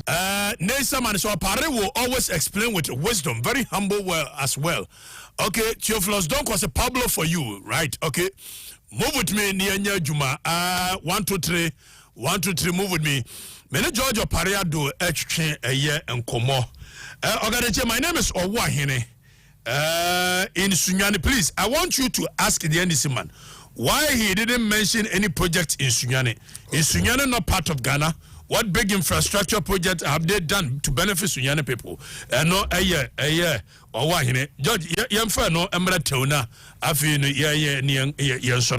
the renovation of the Sunyani airport started under John Dramani Mahama. Okay. And you know, so who shake Krana, you know, invest in NDC Adaroma. Into who shake Krampona, at least we brought the first public university to Buzia's region. John Dramani Mahama Adaroma. And then the airport that Saturday crowd the plane on the passion on John Mahama Adaroma. Of course, you know the airport was shut down because it was bad. Jafar Tivo was a minister for transport and signed his contract for the upgrade of the Sunyani airport and plane which Milandi Obium. It is also there are so many other things we did in Sunyani, but at least these two, you know, university and the airport, you know, with the Anujano.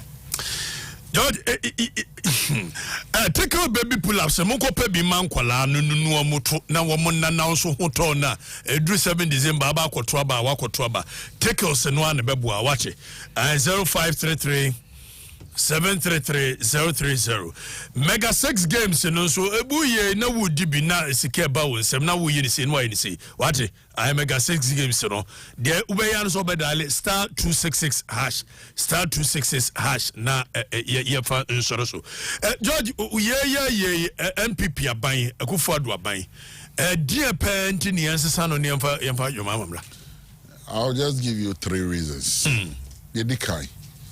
Who, as a journalist, are you happy with the state of affairs of this country? Kawasem. Me no busa questions. If you're happy with the state of affairs, Okatakyie, and can fix it, and can't do any more. George, you are not happy. You see, the good people of this country are not happy with the state of affairs. Say, abaya, you know, social contracts. Near the end to me, Asha Wonsa. Say, brother, be dear so. Now fixing problems, my.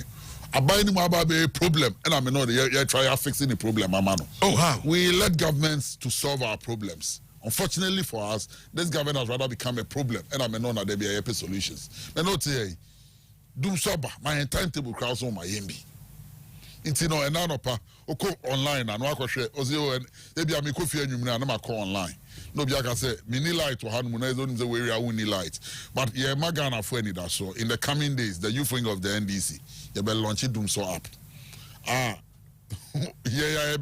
Because government has refused to give us a timetable, so yeah, they are happy. But it's a Ukofia, no app on the so no location. Ubo location, so our light, because somebody would have entered, say, we need lights. Next week we'll be launching the app. It will be on Play Store and it will be on iOS. Doomso app. Yes, Doomso app. George Parado, NDC Doomso app. So because the point is so arrogant, so I catch her and say, yeah, timetable.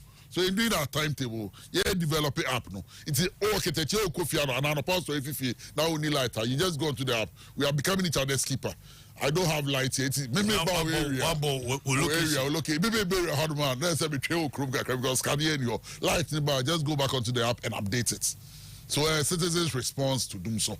There's a man with a timetable. Yeah, timetable about. They are boy who because only and what mean planish. Ebi anka me arrange meeting be light in on ma. Once I go into the app and I don't have light, I don't have to go there. I'll go somewhere else and go and do something else. And offer a laptop out means na baby I juma. So if there is no light here, because the car will be fat car crack to fuel, let go make a mini bit. And the fuel is almost 20 cedis a gallon. It's so next week we'll be launching the Doomso app. And once the app is launched, we'll expect the citizens ever participating. But in Yama means NTSS byway. 1, education.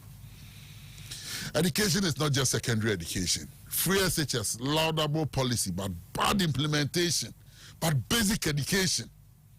Basic education. At the capitation, maybe 2 years, they're being called. So the capitation grants. They are the schools, normally running schools at the basic level. Maybe 2 years, they're being called.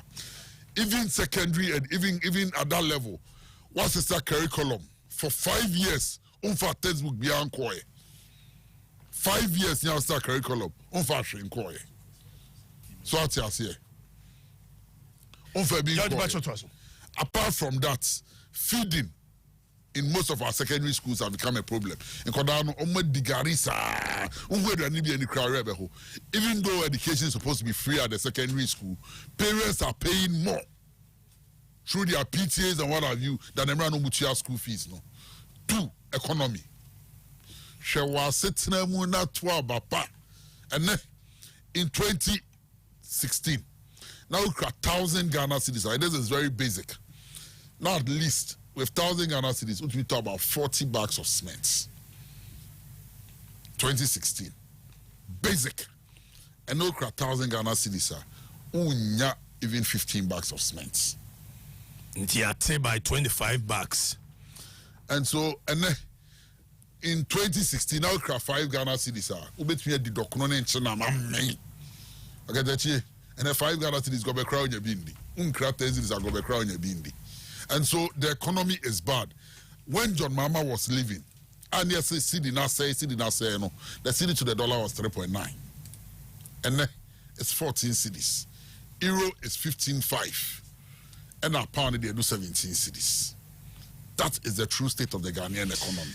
Messages in it be but we kindly ask George Opayade, if given a chance to advise your mama, will he ask him to apologize to Ghanaians for campaigning against free SHS in year 2012? And we are an Amponsabidiako Bobby Big Boss teacher maintains to say free SHS is a 4.9 equal to 2016. Free SHS can only be possible in 20 years' time. Hannah Tete. Now George Opayade is telling us that they started a free SHS. This is palpable force. He must retract and apologize. Bobby Big Boss. If only facts are, the facts are, even Napo as education minister admitted so by Krana free SHS if you ask, that can be the way in Chai. What you didn't tell Ghanaians and say, I buy a kada or inherited assets or inherited liabilities. Free SHS. And you made mention, say JJ Rollins, the Rural Electrification Corps, year 60. Yeah. As he was living, it was 45%. Just so we keep that. And I could do him. We will check that as well. So, with all this, and in the state in which we find ourselves, if all the shares are crying, and we also say, system. Yeah, that's also the Quakrano. Yeah, they may plick a sepa to me, I can for. In Pempi, the Yeni, and there's oh, but then I can into a manual queen, I'm a Twabama. And I know assembly on Conze, crude dorsal, and snack crew back also, and Jen Guasia. Many animal come for a mutie me. Sabio Sabe, Oceansio, now Siansa, and now who the moo drew. Yasuansio, any Asuansa. MPP Amanu Kuna, a coffer by and Amboye, and Menasu. So I was yes, some. And now to say a coffer by a year responsive to your needs. And yet a Bushan chain far by a year, a coffer bay. And ya by ye mbuye ya, omoye near senior mopeno. Here by a year more responsive to the people. Emebuna Mutemi especially. The future of this country looks very bleak under the watch of this NPP administration. Driver nimponye na ni mates. And we are no more yesremo. And me also say yakofa obia or transform their lives, not transform Ghana. Not this is share pa. We are promising you that you better build the Ghana you want under the able leadership of His Excellency John Dramani Mahama. George Opare Ado, Commandant of the Green Army of the NDC.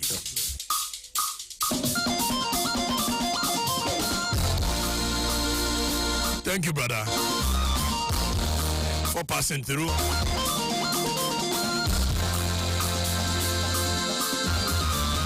We work with everyone, and we shall surely continue like that. Without fear, without favor. Once again, thank you, Beckwing. Thank you, Jerry. Kofi, General, Bafo, teacher. I love you guys. Look for, thank you.